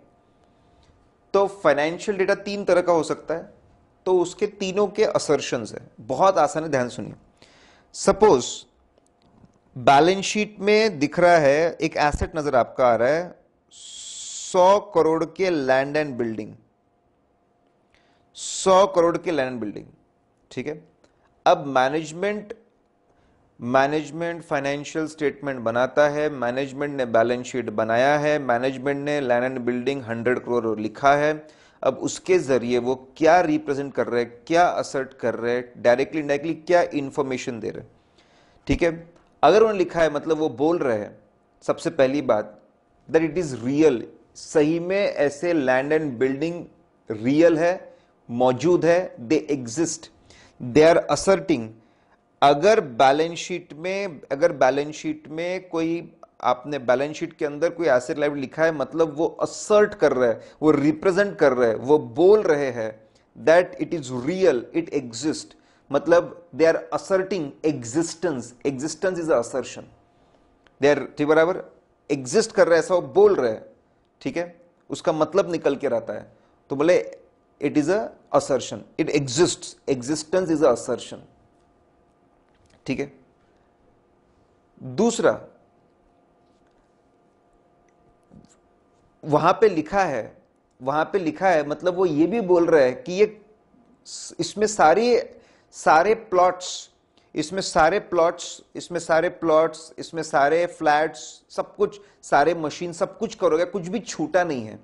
They are asserting completeness. ये सीक्वेंस फॉलो कर जो मैं बता रहा हूं, कंप्लीट है, कुछ भी छूटा नहीं है। अच्छा, एक तो जो लिखा है वो रियल है, और जितना लिखा हो कंप्लीट, कुछ भी छूटा नहीं है। ठीक है, इसका अमाउंट सही है, कॉस्ट माइनस डेप्रिसिएशन, इसका अमाउंट एकदम परफेक्ट है। Valuation, correct, valuation. और चौथा, मेरे बैलेंस शीट में लिखा है ना, हमारे बैलेंस शीट में मतलब हम ही इसके मालिक है, पूरे राइट्स है मेरे पास में, कोई प्रॉब्लम नहीं है। Rights and obligation, listen guys once again, ठीक है, अगर if any assets and if any asset or liability it is written in financial statement में लिखी जा रही है, करेक्ट, तो मैनेजमेंट इज असर्टिंग ये रियल है, it's real, it exists, correct, वो असर्ट कर रहा है, कुछ भी छूटा नहीं है, it is complete, correct, amount सही है, valuation is proper, they are asserting, ठीक है, ये असर्ट वो कर रहा है कि सही है। जैसे, और आखिरी में स्पेशल कि हमारे बैलेंस शीट में है मतलब हम ही इसके मालिक है, राइट्स एंड ऑब्लिगेशंस। जब मैनेजमेंट कोई भी एसेट लायबिलिटी अपने फाइनेंशियल स्टेटमेंट में लिखता है तो वो ऑटोमेटिकली ये बातें असर्ट करता है, और चार ही होते हैं कि ये सब रियल है, एग्जिस्ट करता है, सब कुछ इसमें कवर्ड है, कंप्लीट है, वैल्यूएशन सही है, और ये हम ही इसके मालिक है, राइट्स और लायबिलिटी तो ऑब्लिगेशन। चार बातें असर्ट करता है, ठीक है। ऑडिट में हमको यही तो चेक करना है, जो ऑटोमेटिक असर्शंस है, जो असर्शन मैनेजमेंट जो बातें असर्ट कर रहा है, असर्शंस है, ठीक है, अगर वो असर्शंस सही है तो डेटा, फिर फाइनेंशियल डेटा भी सही है। If assertions are true, financial data is true. Audit में हम लोग ये जो असर्शंस है, ठीक है, फाइनेंशियल डेटा से जो असर्शंस निकले उसकी तो चेक करते, एग्जिस्ट करता कि नहीं उसके लिए फिजिकल वेरिफिकेशन कर लेते, बराबर, सब कुछ कवर हुआ कि नहीं उसके लिए फिक्स एसेट रजिस्टर से मैच कर लेते, कंप्लीटनेस। अमाउंट के लिए डेप्रिसिएशन चेक कर लेते, वैल्यूएशन, डेप्रिसिएशन चेक करते वैल्यूएशन के लिए। हम मालिक है कि नहीं उसके लिए राइट्स एंड ऑब्लिगेशंस चेक कर लेते, correct. If assertions are true, financial data is true, इसीलिए असर्शन इतने इंपॉर्टेंट है, करेक्ट। तो फाइनेंशियल डेटा के भी इंपॉर्टेंट जो उसको टुकड़े में बांटा है, अगर फाइनेंशियल डेटा के जो असर्शन के लिए सबूत ले लूंगा तो फाइनेंशियल डेटा भी सही हो जाएगा। अब बिल्कुल ये जो दिमाग में रखा उसी से, अब ट्रांजैक्शन के भी असर्शंस होते हैं, there assertions for the transactions also, transactions की भी असर्शन है। सपोज पीएनएल के अंदर 1000 करोड़ के सेल्स है, if they are 1000 crore sales, 1000 crore के सेल्स है, बराबर। अब 1000 करोड़ के सेल्स है आपके पीएनएल के अंदर, ठीक है, तो अब वो क्या ऑटोमेटिक क्या रिप्रेजेंट कर रहे हो कि ये असली है। कंपेयर करो, वहां पे भी क्या था, असली है, असली के लिए एसेट्स, वहां पे था एग्जिस्टेंस, असली है। ट्रांजैक्शन में उसको बोलते हैं ऑकरेंस, कि असली ट्रांजैक्शन है, दे ऑकर, ऑकरेंस, असली ट्रांजैक्शन है, ऑकरेंस, ठीक है। फिर वहां पे हमने बोला था कुछ भी छूटा नहीं है, nothing is left out, completeness. यहां पर भी nothing is left out, completeness, कुछ भी छूटा नहीं है, completeness, correct. Getting this point कि nothing is left out, completeness आप बोल रहे हैं। वहां पर था अमाउंट सही है, वैल्यूएशन बोला था, यहां पर ट्रांजैक्शन उसको बोलते हैं एक्यूरेट, सेल्स आर एक्यूरेट। वहां पे स्पेशल था, एसेट्स के ऊपर राइट है हमारा, राइट्स एंड ऑब्लिगेशंस, यहां पे दो स्पेशल है, classification cut of, capital versus revenue का क्लासिफिकेशन एकदम सही हुआ है। रेवेन्यू के अंदर भी प्रोडक्ट वाइज क्लासिफिकेशन एकदम सही हुआ है। क्लासिफिकेशन कट ऑफ मतलब इस साल के ट्रांजैक्शन अगले साल नहीं गए, अगले साल के इस साल नहीं आए, कट ऑफ बराबर मेंटेन किया है, ईयर एंडिंग बराबर मेंटेन की है, उसको हम बोलते हैं कट ऑफ मेंटेन किया गया।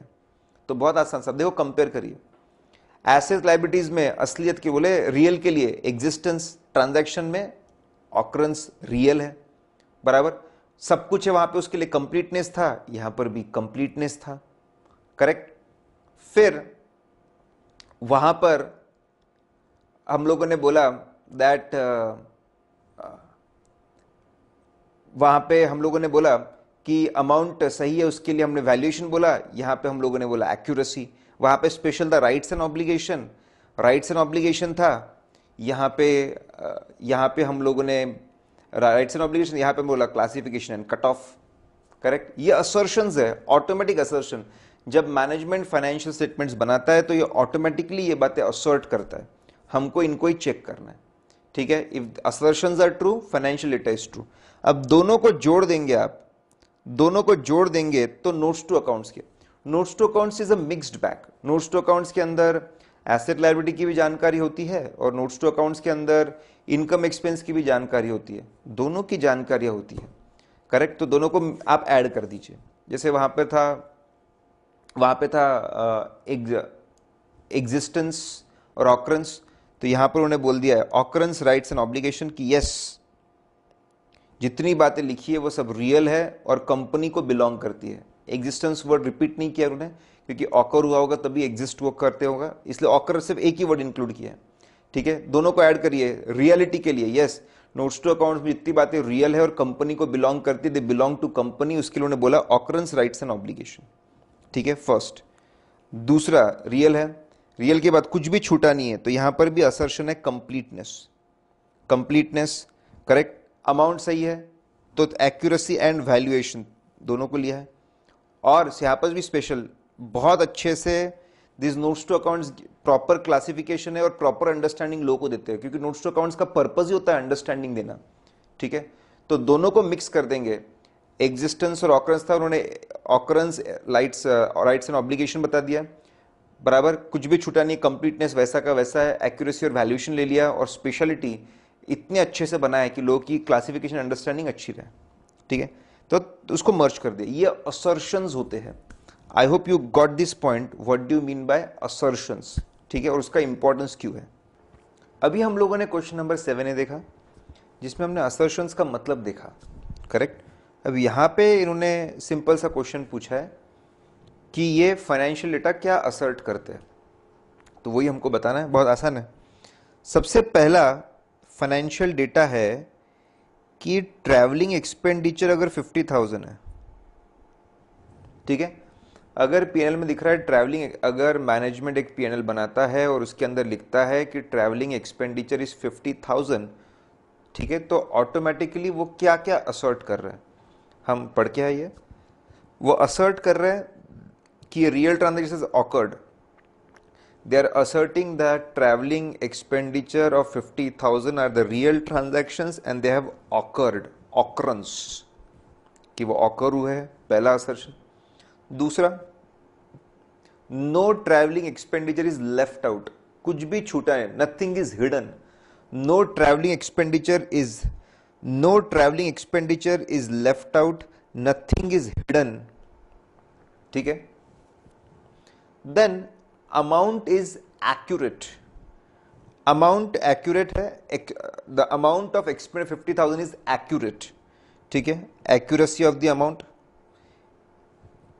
देन आखिरी के दो special, classification, cut off, properly उनको properly they have been properly classified as revenue expenditure, no proper classification, no travelling expenditure is a revenue nature expenditure generally, so it is properly classified as revenue expenditure and nothing is treated as capital expenditure।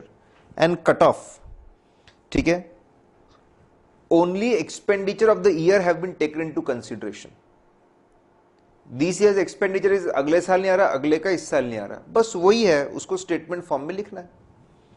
Trade receivable है 2 लाख के, 2 लाख के debtor है, वो क्या assert कर रहे हैं, 2 लाख के डेटर है, वो असर्ट कर रहे, रियल है, इट एग्जिस्ट्स, एग्जिस्टेंस एग्जिस्ट कर रहे, ठीक है, दैट्स सही में the sale have 2 lakh rupees have happened, sale of 2 lakh rupees have happened, and right now yes there are the debtors from whom we are supposed to get money, correct, that it is a real thing।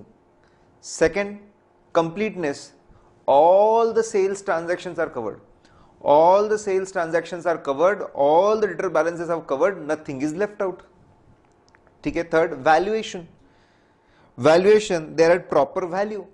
Provision for doubtful debt deduct करने हैं proper value पे है. And then rights, they constitute assets of the entity. ऐसा नहीं है कि debtors are sold to someone, factoring नहीं हुई है. Right belong to the company, that is sold to someone, factoring has happened, nothing like that has happened.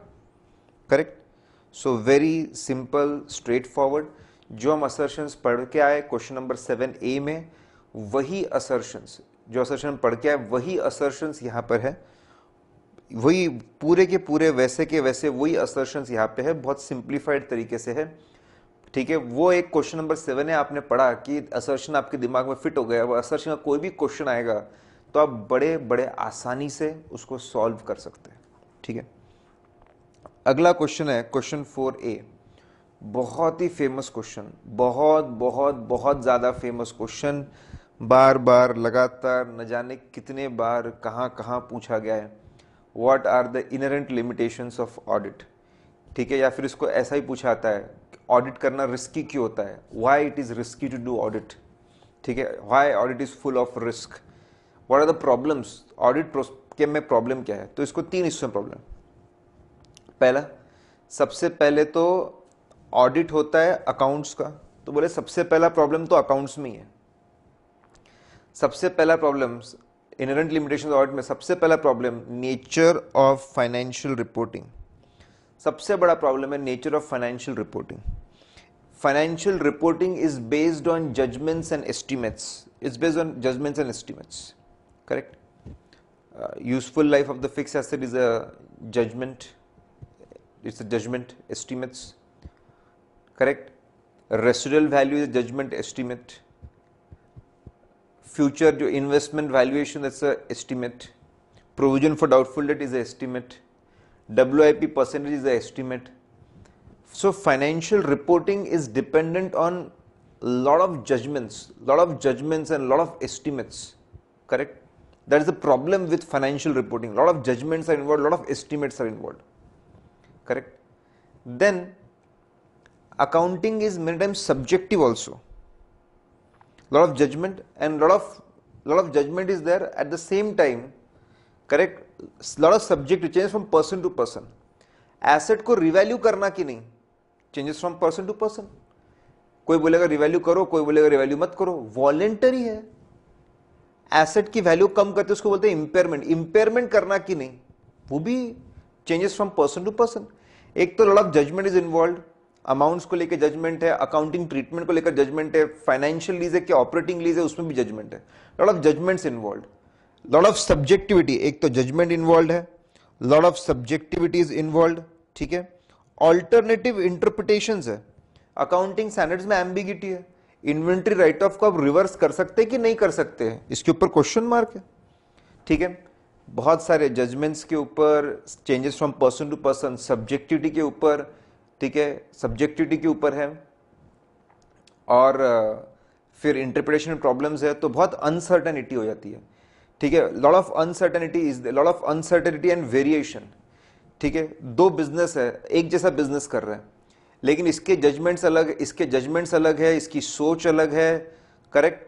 इसके interpretations अलग है, तो इसके फाइनेंशियल रिजल्ट्स अलग दिख रहे हैं, इसके फाइनेंशियल रिजल्ट्स अलग दिख रहे हैं. So lot of variation, lot of uncertainty की फाइनेंशियल स्टेटमेंट्स कैसे रहेंगे, प्रॉफिटेबिलिटी कैसे रहेंगी. So there is a basic problem in the financial reporting. बात समझ रहे आप. बहुत सारे जजमेंट, सब लोग जजमेंट अपने अपने लगा रहे हैं, एस्टिमेट्स अपने अपने लगा रहे हैं. ठीक है. सब्जेक्टिविटी, पर्सन टू पर्सन चीजें बदल रहे हैं. Lot of interpretation issues. तो lot of problem with the financial reporting. Financial reporting problem है. फिर ऑडिट में प्रॉब्लम है. आप ऑडिट प्रोसेस जब शुरू करते हो, ठीक है, प्लानिंग करते हो, that is judgement based. Risk assessment करते हो, दैट इज जजमेंट बेस्ड. कौन सी प्रोसीजर लगाना, judgement based. NTE, nature timing, judgement based. Audit itself judgement based है बहुत सारा.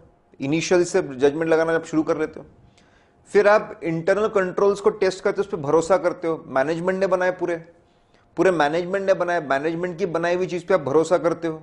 Again that is a problem.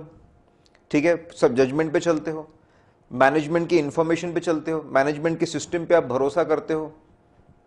Correct. जिसको चेक कर रहे, इवैल्यूएट कर रहे हैं, उसी के सिस्टम्स पे आप पूरा भरोसा करते हो, टेस्ट ऑफ कंट्रोल्स आप करते हो, फिर टेस्ट ऑफ डिटेल्स में आप सैम्पलिंग लगाते हो। अच्छा, एविडेंस जो आप इकट्ठा करते हो, सैम्पलिंग लगाते हो, कुछ चीजें छूट सकती है। एविडेंस जो इकट्ठा करते हो आप, परसुएसिव होता है, सजेस्टिव होता है, कंक्लूसिव एविडेंसेस नहीं होते, सजेस्टिव एविडेंसेस होते हैं। ओपन में आते फिर जजमेंट ला के आप ओपिनियन देते हो। There is a problem with the audit process also, audit process में प्रॉब्लम है। इतने जजमेंट्स लगाते चीजें गलत हो सकती है, मैनिपुलेट हो सकती है, ठीक है। जजमेंट लगाना, that is a problem. Management के ऊपर इतना भरोसा करते हैं हम लोग, that is a problem. Internal control system पे इतना भरोसा करते हैं, that is the problem. Test of details में सैम्पलिंग करते हैं, that is the problem. Persuasive evidence लेते हैं, that is the problem, correct. हमारे पास में कोई ज्यादा पावर्स नहीं तो investigation, that is the problem. फिर टाइम एंड कॉस्ट, टाइमलीनेस, हम चेकिंग जितनी चाहे उतनी नहीं कर सकते जल्दी। अगर हमारी ऑडिट रिपोर्ट्स लेट हो जाएंगे, फाइनेंशियल स्टेटमेंट अगर मार्केट में लेट हो जाएंगे तो उसकी वैल्यू खत्म हो जाएंगी। जैसे जैसे टाइम आगे बढ़ता है वैल्यू कम होती जाती है इंफॉर्मेशन की।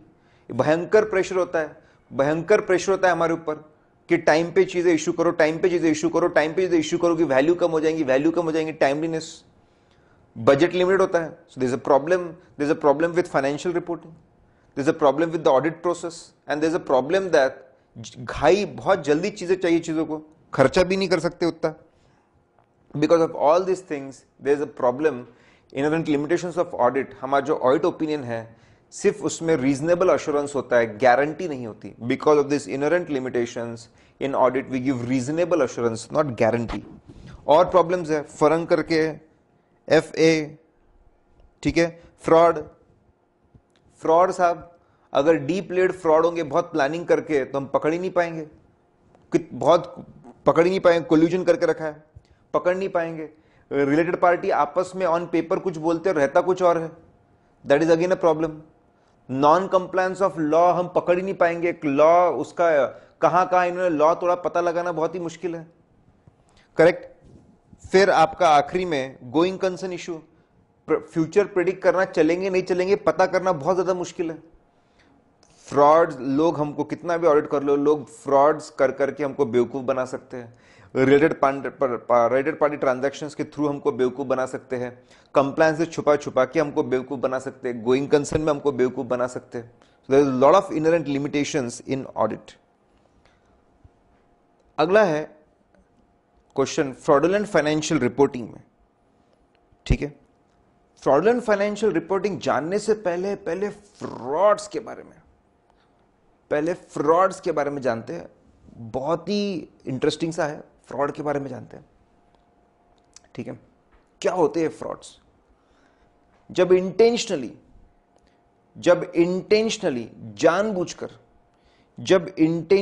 जानबूझकर इंफॉर्मेशन को छुपाया जाए, ओमिशन किया जाए, ठीक है, या फिर इंफॉर्मेशन को फॉल्सिफाई किया जाए, झूठ बोला जाए, टू टेक अनजस्टिफाइड बेनिफिट्स लेने के लिए, उसको बोलते हैं fraud.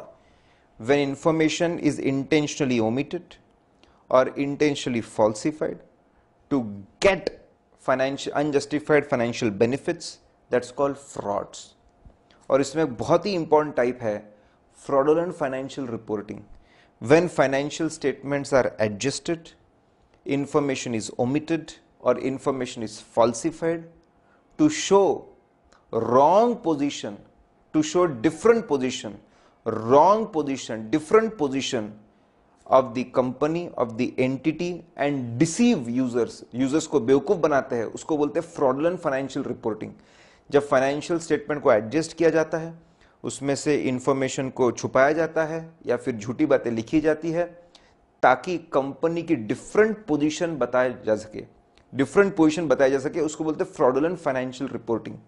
For example, company losses में चल रही थी लेकिन इतने एडजस्टमेंट्स किए, जैसा दिख रहा है कि प्रॉफिट्स बढ़ रहे हैं, रेवेन्यू बढ़ रहा है, एसेट्स बढ़ रहे हैं, ठीक है, ताकि लोगों को डिफरेंट कंपनी की जो रियलिटी है उसको छुपाया जाए, so that the reality is hidden and different position is shown to the users of the financial statement, उसको बोलते हैं fraudulent financial reporting।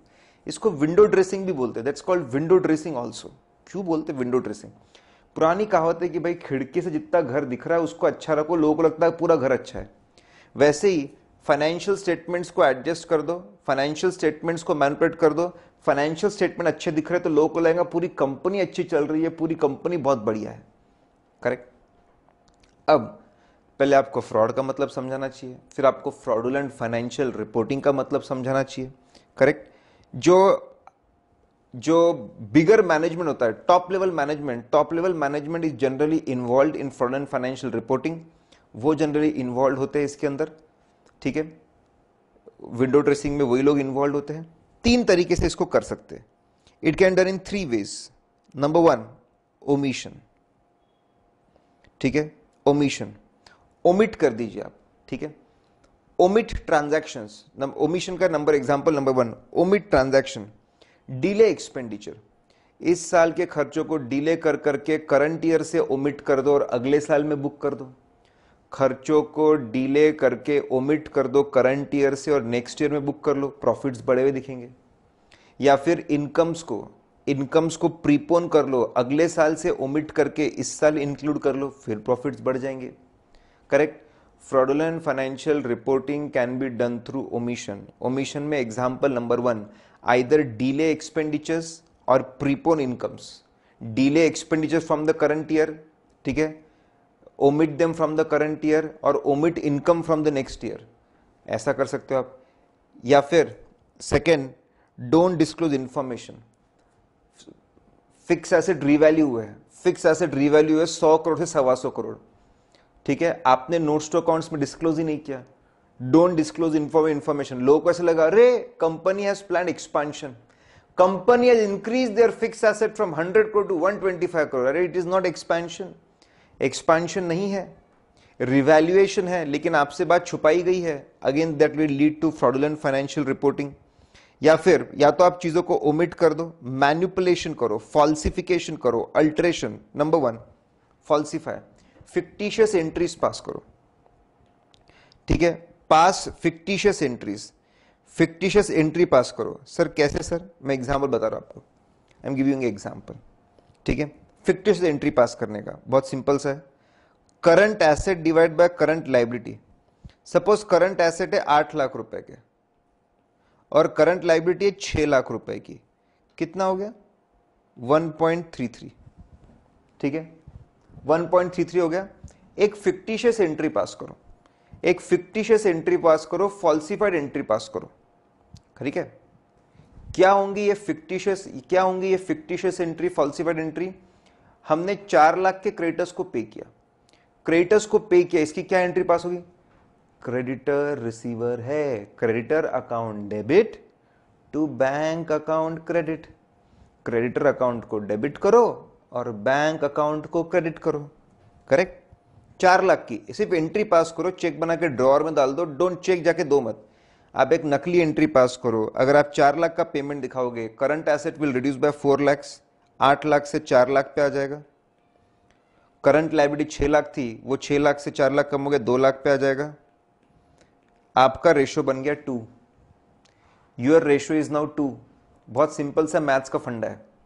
If you want to improve ratio, अगर आपको रेशो इंप्रूव करना है, ठीक है, तो reduce numerator and denominator by same amount. If you want to improve ratio, reduce them by same amount, उसको नॉक ऑफ कर दो, सेट ऑफ कर दो। अगर आपको रेशो कम करना है, increase them by same amount. इसको और एक तरीके से कर सकते थे। ठीक है, आपका एडवांस फ्रॉम कस्टमर मिलता है, आप डेटर से एडजस्ट कर दो एडवांस फ्रॉम कस्टमर को, वापस रेशियो इंप्रूव होता जाएगा। जितना दोनों को कम करोगे रेशियो इंप्रूव होता जाएगा, जितना दोनों को बढ़ाओगे रेशियो कम होता जाएगा। सिंपल सा।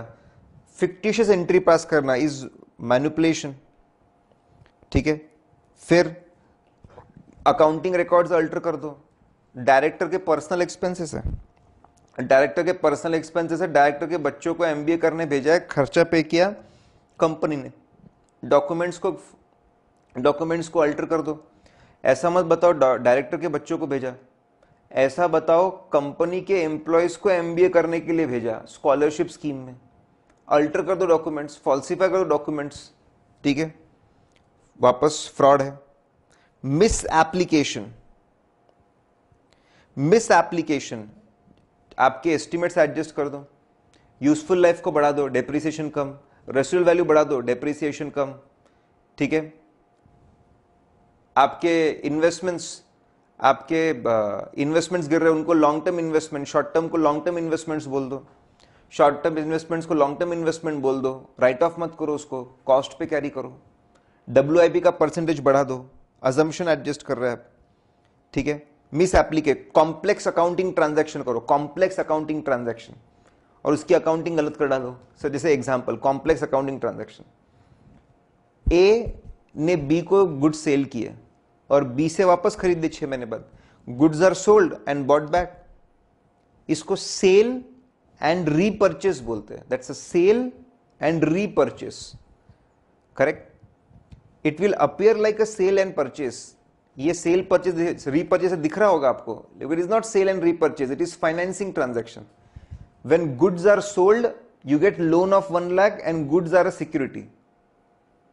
When goods are bought back, you repay the loan and you get the security back. Complex transaction करो, उसका इंटरप्रिटेशन बदलो, उसकी अकाउंटिंग बदल दो, करेक्ट। ये भी एक तरीका है चीज़ों को मिस अप्लाई करने का, मिस एप्लीकेशन का। तो बहुत आसान है। फ्रॉडुलेंट फाइनेंशियल रिपोर्टिंग मतलब फाइनेंशियल स्टेटमेंट्स को एडजस्ट करना, गलत फाइनेंशियल पोजीशन को बताने के लिए, ये एक फ्रॉड करने का तरीका है। इसको 3 तरीके से अंजाम दे, इसको 3 तरीके से एग्जीक्यूट कर सकते हैं, ठीक है। नंबर 1, ओमिशंस करिए आप, ओमिशन करिए, उसके एग्जाम्पल दिए, खर्चों को ओमिट कर दीजिए, खर्चों को ओमिट कर दीजिए, अगले साल से इनकम को ओमिट करिए इन्फॉर्मेशन, या फिर फॉल्सिफिकेशन करो, झूठी एंट्रीज या डॉक्यूमेंट्स आप अल्टर करो, या फिर तीसरा मिस एप्लीकेशन, जजमेंट एस्टिमेट्स में खेलो, करेक्ट, जजमेंट एस्टिमेट में आप खेलिए, या फिर कॉम्प्लेक्स ट्रांजैक्शन की अकाउंटिंग में आप खेलिए। फिर अगला क्वेश्चन है कि क्या अकाउंटिंग पॉलिसीज को, क्वेश्चन नंबर 5A, क्या अकाउंटिंग पॉलिसीज को डिस्क्लोज करना जरूरी है? Is it very important to disclose accounting policies? 100%। बहुत ही सिंपल सा क्वेश्चन, बहुत ही ज्यादा आसान, ठीक है। अकाउंटिंग पॉलिसीज का बहुत बड़ा इंपैक्ट होता है फाइनेंशियल स्टेटमेंट्स पे, पूरी काया पलट हो जाती है। गोइंग कंसर्न वैलिड है तो हिस्टोरिकल कॉस्ट कॉन्सेप्ट चलता है, गोइंग कंसर्न वैलिड नहीं है तो लिक्विडेशन बेसिस पे वह चीज़ों को बनाना पड़ता है, रियलाइजेबल वैल्यू पे। अकाउंटिंग पॉलिसी से बहुत ह्यूज इंपैक्ट पड़ता है फाइनेंशियल स्टेटमेंट्स पे, इसलिए उसको डिस्क्लोज करना ही चाहिए, correct. Accounting policies vary from people to people, एक की पॉलिसी अलग है, दूसरे की पॉलिसी अलग है, इसलिए कंपेयर करने के लिए तो डिस्क्लोज होना ही चाहिए, होना ही चाहिए। बहुत बड़ा इंपैक्ट पड़ता है, इसलिए डिस्क्लोजर होना ही चाहिए। लोगों के बीच में वेरिएशन है, कंपैरिजन नहीं कर पाएंगे, कंपेयर नहीं कर पाएंगे, इसलिए होना चाहिए, करेक्ट। डिस्क्लोज करने से अंडरस्टैंडिंग इंप्रूव होती है, अगले साल क्या खर्चे कैसे रहेंगे, इनकम कैसे रहेंगे, इसका हम अंदाजा लगा सकते हैं। It improves understanding of financial statements, improve करता है अंडरस्टैंडिंग फाइनेंशियल, तो होना ही चाहिए। AS1 बोलता है बताना पड़ेगा, तो बताना ही पड़ेगा, अकाउंटिंग स्टैंडर्ड रिक्वायरमेंट है AS1 का, सब एक जगह बताना पड़ता है। और अगर चेंज है तो लोगों को चेंजेस के बारे में भी बताना पड़ता है, करेक्ट। तो आप बताएंगे कि यस बहुत बड़ा इंपैक्ट है, इसलिए बताना जरूरी है, इस huge impact on financial statements. लोग अलग अलग फॉलो करते हैं, तो कंपैरिजन के लिए जरूरी है, अंडरस्टैंडिंग के जरूरी है, प्रेडिक्शन के लिए जरूरी है। AS1 में है तो जरूरी है, एक जगह पे बताना पड़ता है, और चेंजेस के बारे में बताना पड़ता है। मटेरियल इंपैक्ट करंट ईयर में है तो हम क्वांटिफाई करना पड़ता है, फ्यूचर ईयर्स में तो क्वांटिफाई करने की जरूरत नहीं है। बहुत ज्यादा आसान था सब ये। Next is again very very simple, लेकिन बहुत ही ज्यादा पॉपुलर क्वेश्चन है, बहुत ही आसान है और बहुत ज्यादा पॉपुलर क्वेश्चन भी है कि what is the purpose of audit documentation. Working paper का पर्पस क्या है? ऑडिट डॉक्यूमेंटेशन का purpose, what is the purpose of audit documentation, purpose क्या है, पर्पस क्या है, उसके एडवांटेजेस क्या है। तो बहुत ही आसान है। एज पर पहले SA 230 एप्लीकेबल है। SA 230 documents are prepared for 2 most important things, to prove people, लोगों को प्रूव करने के लिए, ठीक है, लोगों को प्रूव करने के लिए कि हम लोगों ने that we have collected adequate evidence, we have collected all the evidence, adequate evidence, sufficient appropriate evidence, हमने पूरा इकट्ठा किया, उसको एनालिसिस करके ही फिर हमने ओपन बनाया। दूसरा, हम लोगों ने सभी standards on auditing, accounting standards और रेगुलेटरी रिक्वायरमेंट को फॉलो करके हमारा ऑडिट किया। एक तो सब कुछ इकट्ठा करके सोच समझ के हमने किया ऑडिट, और दूसरा सभी स्टैंडर्ड्स के हिसाब से, अकाउंटिंग स्टैंडर्ड्स के हिसाब से, रूल्स रेगुलेशन के हिसाब से। ये दो चीजें प्रूव करने के लिए it's very important to have audit documentation. Additional advantage क्या है, दैट्स वेरी इंपॉर्टेंट। देखो ऑडिट के प्रोसेस में पहले प्लानिंग होती है, audit documentation is required, it's very important to record the plan and to communicate plan to everyone. Audit documents बहुत जरूरी है प्लान को रिकॉर्ड करने के लिए और लोगों तक पहुंचाने के लिए। That's very important for planning purpose. Plan will be recorded properly and informed to everyone, it will be successful because of the good audit documentation। तो प्लान रिकॉर्ड करने के लिए और कम्युनिकेट करने के लिए बहुत अच्छा है, ठीक है। देन फॉर सुपरवाइजिंग वर्क, लोग बोलते हैं काम चल रहा है, काम चल रहा है। कैसे पता है काम चल रहा है? डॉक्यूमेंट्स देखकर। With the help of audit document can supervise the work, कि काम बराबर चल रहा है कि नहीं चल रहा है। आगे रिव्यू, जब काम खत्म होता है तो सीनियर रिव्यू करते हैं, रिव्यू के लिए काम आता है। ऑडिट खत्म होने के बाद पीयर रिव्यू के लिए काम आता है। It is useful for peer review also, ठीक है। It is useful for the next audit assignment, जो अगला ऑडिट असाइनमेंट आएगा उसके लिए बहुत ज्यादा काम का है। It will be useful for the future assignments, correct. Sign करने के पहले हम क्वालिटी कंट्रोल रिव्यू करवाते हैं, तो वो भी डॉक्यूमेंट्स की वजह से ही होगा। Listen guys, audit documents are very important. First of all, to prove people that we collected sufficient appropriate evidence, and then only we have formed our opinion. And secondly, to tell people that we have followed with all the laws and all the standards on auditing, everything, सब कुछ follow करके हम लोगों ने we have followed everything, ठीक है। Additional advantage, documents maintain करने से प्लान रिकॉर्ड करने की जगह मिल जाती है, लोगों तक फैलाने की जगह मिल जाती है। That's a very important thing, correct। Because of the audit documentation supervision become easy, supervise करना आसान हो जाता है, ठीक है। रिव्यू करना डॉक्यूमेंट्स को, to review documents it becomes easy. Future audits को डॉक्यूमेंट रिव्यू करना अच्छा होता है। एंगेजमेंट क्वालिटी कंट्रोल रिव्यू के लिए काम आता है, पीयर रिव्यू के लिए काम आता है, फ्यूचर ऑडिट्स के लिए काम आता है। Lot of advantage which flow from good audit documentation. अगला क्वेश्चन देखते हैं, क्वेश्चन 6A। ये ट्रू एंड फेयर व्यू पे है। मैं जानता हूं कि बचपन से आप बार बार लगातार ये वर्ड सुन रहे हैं, लेकिन आपको इसके ऊपर 5 मार्क का आंसर लिखना है। You right 5 mark answer. तो यही तो बात है, आप इस कॉन्सेप्ट को जानते हैं, लेकिन आप एक बेहतरीन बहुत अच्छा 5 मार्क का आंसर कैसे लिखोगे? ध्यान दीजिए। पहले आप बताइए ऑडिट के बारे में कि ऑडिट का अल्टीमेट ऑब्जेक्टिव है ओपन देना, कि वेदर फाइनेंशियल स्टेटमेंट की true and fair view ultimate objective है, ठीक है। नाउ पहले ऑब्जेक्टिव बताइए, फिर बताइए now what do you mean by true and fair view. True मतलब इंफॉर्मेशन इज रिलायबल, मतलब फाइनेंशियल स्टेटमेंट के अंदर जो इनकम, एक्सपेंस, एसेट, लायबिलिटी दी हुई है, नोट्स टू अकाउंट्स है, वो सच है, वो रिलायबल है, वो भरोसेमंद है, ठीक है। पहली बात। दूसरी बात, फेयर मतलब क्या? What do you mean by fair? Fair मतलब इंफॉर्मेशन को ना एग्जैगरेट करके बताया हुआ है, ठीक है। It is not exaggerated. Incomes, assets they are not exaggerated, neither they have reduced. ना उसको एग्जैगरेट करके बताया हुआ है, ठीक है, ना इसको डिटोरिएट करके बताया हुआ है, रिड्यूस करके बताया हुआ है। It is not exaggerated, at the same time it is not deteriorated also, it is not reduced also, and it is presented and disclosed in such a way to get proper understanding। लोगों को एकदम सही proper understanding मिले, इसके हिसाब से उसको present किया है और इसके हिसाब से उसके एक्सप्लेनेशंस दिए हुए, उसको हम लोग बोलते हैं फेयर।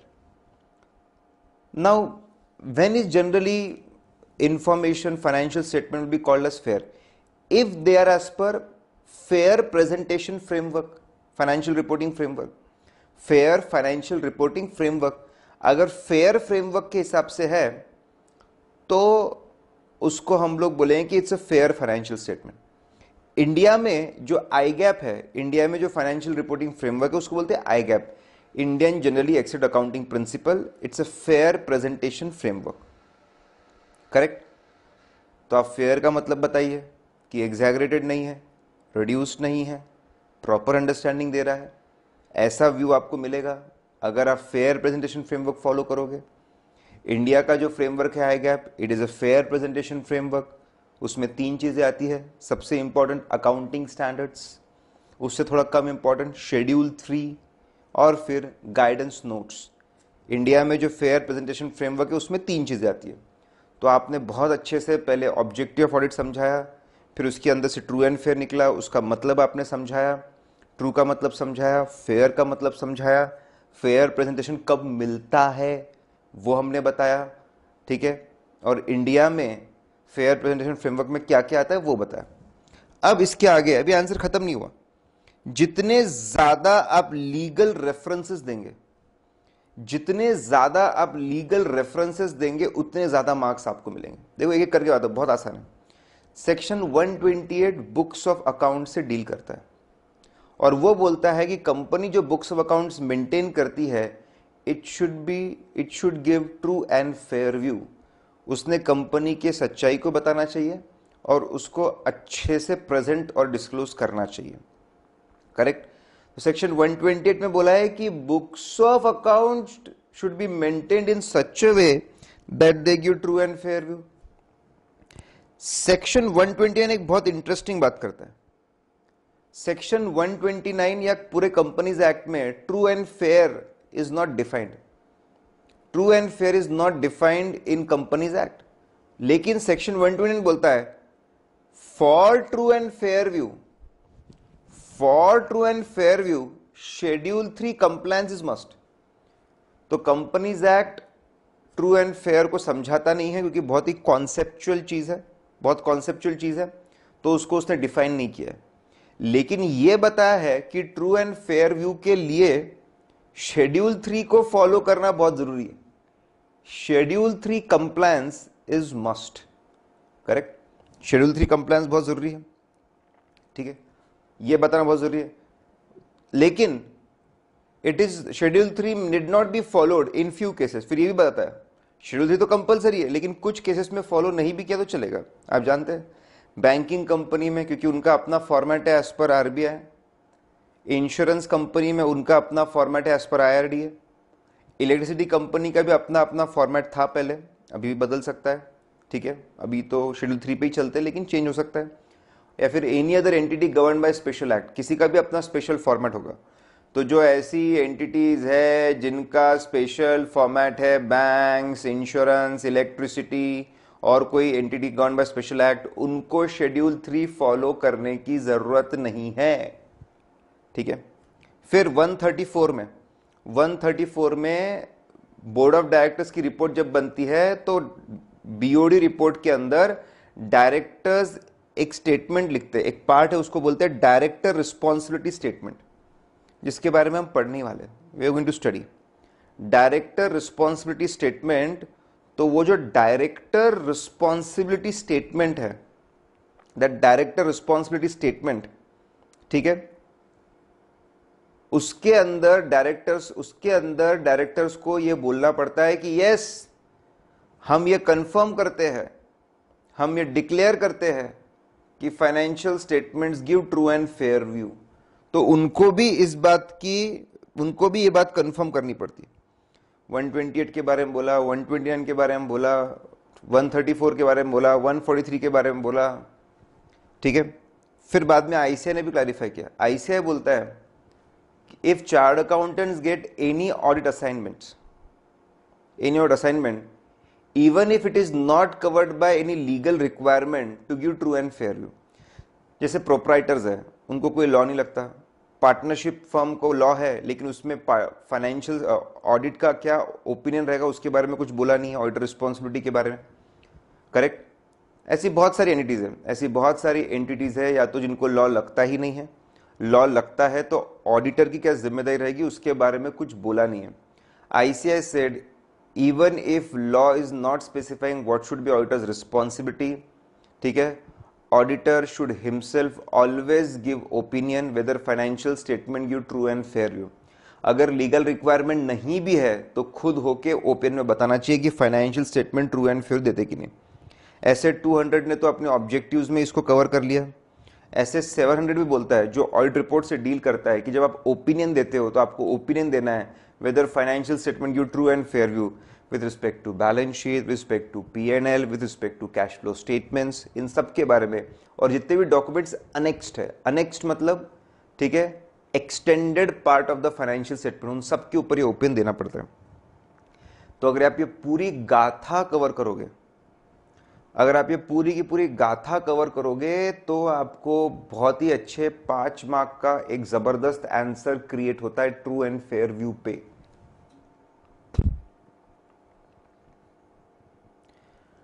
कॉन्सेप्ट ऑफ मटेरियलिटी, ठीक है। अब मटेरियलिटी की डेफिनेशन ऐसे 200 में है और उसका पूरा एक्सप्लेनेशन ऐसे 320 में है। तो सबसे पहले तो आप दोनों का रेफरेंस दीजिए। That basic definition is given in SA 200 and further explanation and implementation in given is an SA 320। So both the SAs are relevant, दोनों एसेज रेलेवेंट है। सबसे पहले आप ये दोनों के बारे में बोलिए, ठीक है।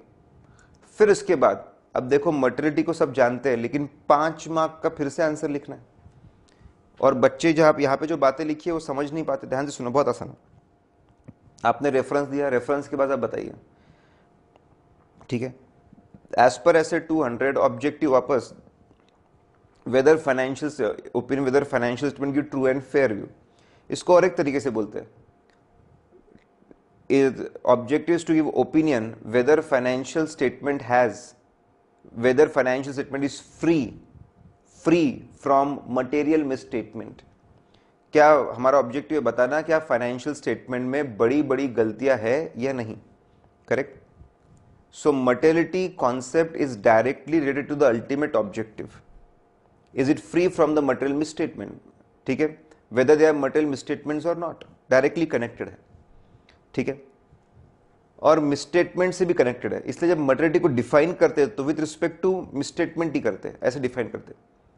एनी इंफॉर्मेशन इज एनी, ठीक है, any misstatement will be considered as material, any misstatement will be considered as material if because of this misstatement opinion of the user of financial statement will change, ठीक है।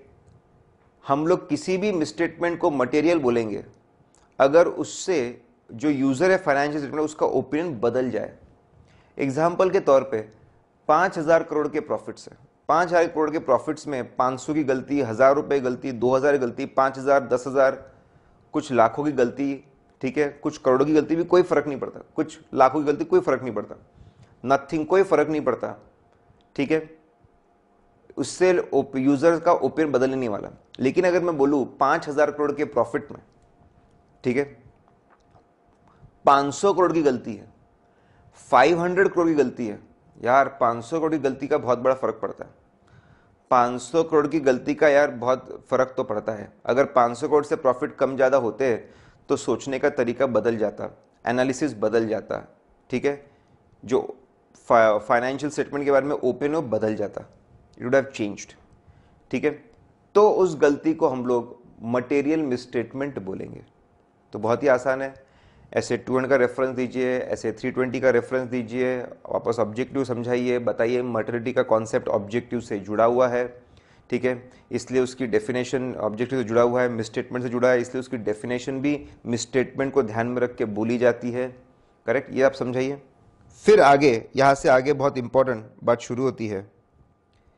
आपको ये बताना है when materiality level is determined, materiality level को determine करते हैं तो वी कीप इन माइंड, ठीक है, common needs of group public at large. Public at large की जो कॉमन नीड्स है उसको ध्यान में रख के मटेरियलिटी को सेट करते। Public at large, not few individuals. जैसे सबको पता है कि FMCG companies, fast moving consumer goods, ठीक है, साबुन, तेल जो हम लोग रेगुलरली और खरीदते रहते, यूज करते थे रेगुलरली, ठीक है, और खरीदते थे, यूज करते, उसको एफएमसीजी बोलते हैं। क्योंकि हम कंटिन्यूस बेस पे हम लोग खरीदते रहते हैं चीजों को, we buy on continuous basis, हम कंटिन्यूस बेसिस पे चीजों को खरीदते हैं, ठीक है। इस वजह से साल भर वहां पे एडवर्टीजमेंट चलता है। एफएमसीजी जो है इंडस्ट्री, वहां पे साल भर एडवर्टीजमेंट।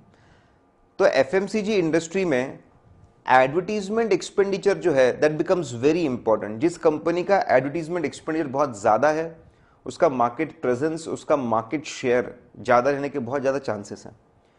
तो जितने भी रिसर्च एनालिस्ट है, ठीक है, सबके सब लोग, सारे लोग, everyone focuses on the advertisement expenditure of FMCG company. तो पीपल एट लार्ज, उनकी कॉमन नीड क्या है? पीपल एट लार्ज की कॉमन नीड ये है एडवर्टीजमेंट एक्सपेंडिचर का एनालिसिस, वो बहुत इंपॉर्टेंट है। तो हम लोग एडवर्टीजमेंट एक्सपेंडिचर को मटेरियल बोल देंगे, बहुत इंपॉर्टेंट बोल देंगे, उसकी चेकिंग अच्छे से करेंगे, ठीक है, उसमें गलतियां है तो पहले रिपोर्ट करेंगे। तो कॉमन नीड्स क्या है उसको ध्यान में रखकर, मटेरियलिटी सेट करनी पड़ती है, ठीक है। जैसे फार्मा कंपनी में रिसर्च एंड डेवलपमेंट एक्सपेंडिचर पे बहुत ज्यादा फोकस करते हैं, क्योंकि जिसका R&D खर्चा ज्यादा अच्छा है उसका फ्यूचर बहुत अच्छा है, इज अ गुड फ्यूचर। तो फार्मास्यूटिकल एंटिटी में R&D एक्सपेंडिचर को मटेरियल बोलेंगे।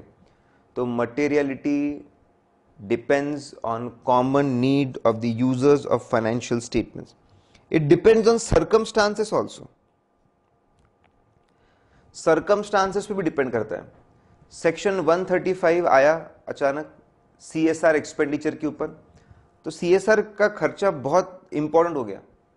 पहले भी खर्चा लोग कर दे, इतना इंपॉर्टेंट नहीं था, BOD रिपोर्ट में भी खर्चा आ गया।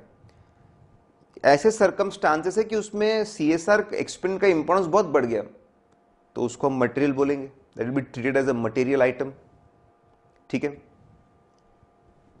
जैसे डीमोनेटाइजेशन हुआ, डीमोनेटाइजेशन के बाद कैश ट्रांजैक्शन का इंपॉर्टेंस अचानक से बहुत बढ़ गया, बहुत ज्यादा, खासकर 8 नवंबर से लेके 30 दिसंबर तक बहुत ज्यादा बढ़ गया, ठीक है, क्योंकि इसमें गड़बड़ होने के चांसेस थे, तो उसको भी हम लोगों ने मटेरियल बोल दिया। सर्कमस्टांस पे डिपेंड करता है।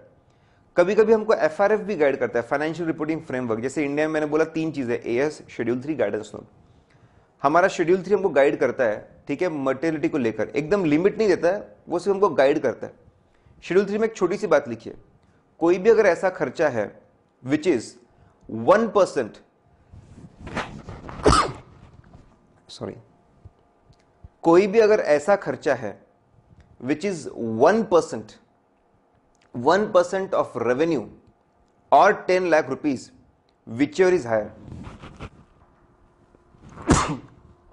सॉरी अगेन, ठीक है, 1% of the total expenditure, 1% of the revenue, 1% of the revenue और 10 lakh rupees which is higher, वो बोलता है एक लिमिट आप सेट कर सकते हो। कोई भी ऐसा खर्चा जो 1% ऑफ टोटल रेवेन्यू या 10 lakh rupees which is higher, जो लिमिट आती है, इसके ऊपर अगर कोई खर्चा क्रॉस होता है, इसके ऊपर कोई खर्चा है, तो उसको अदर एक्सपेंडिचर, मिसलेनियस एक्सपेंडिचर मत डालो, अलग से बताओ, वो इंपॉर्टेंट है, लोगों तक पहुंचना चाहिए, मटेरियल है।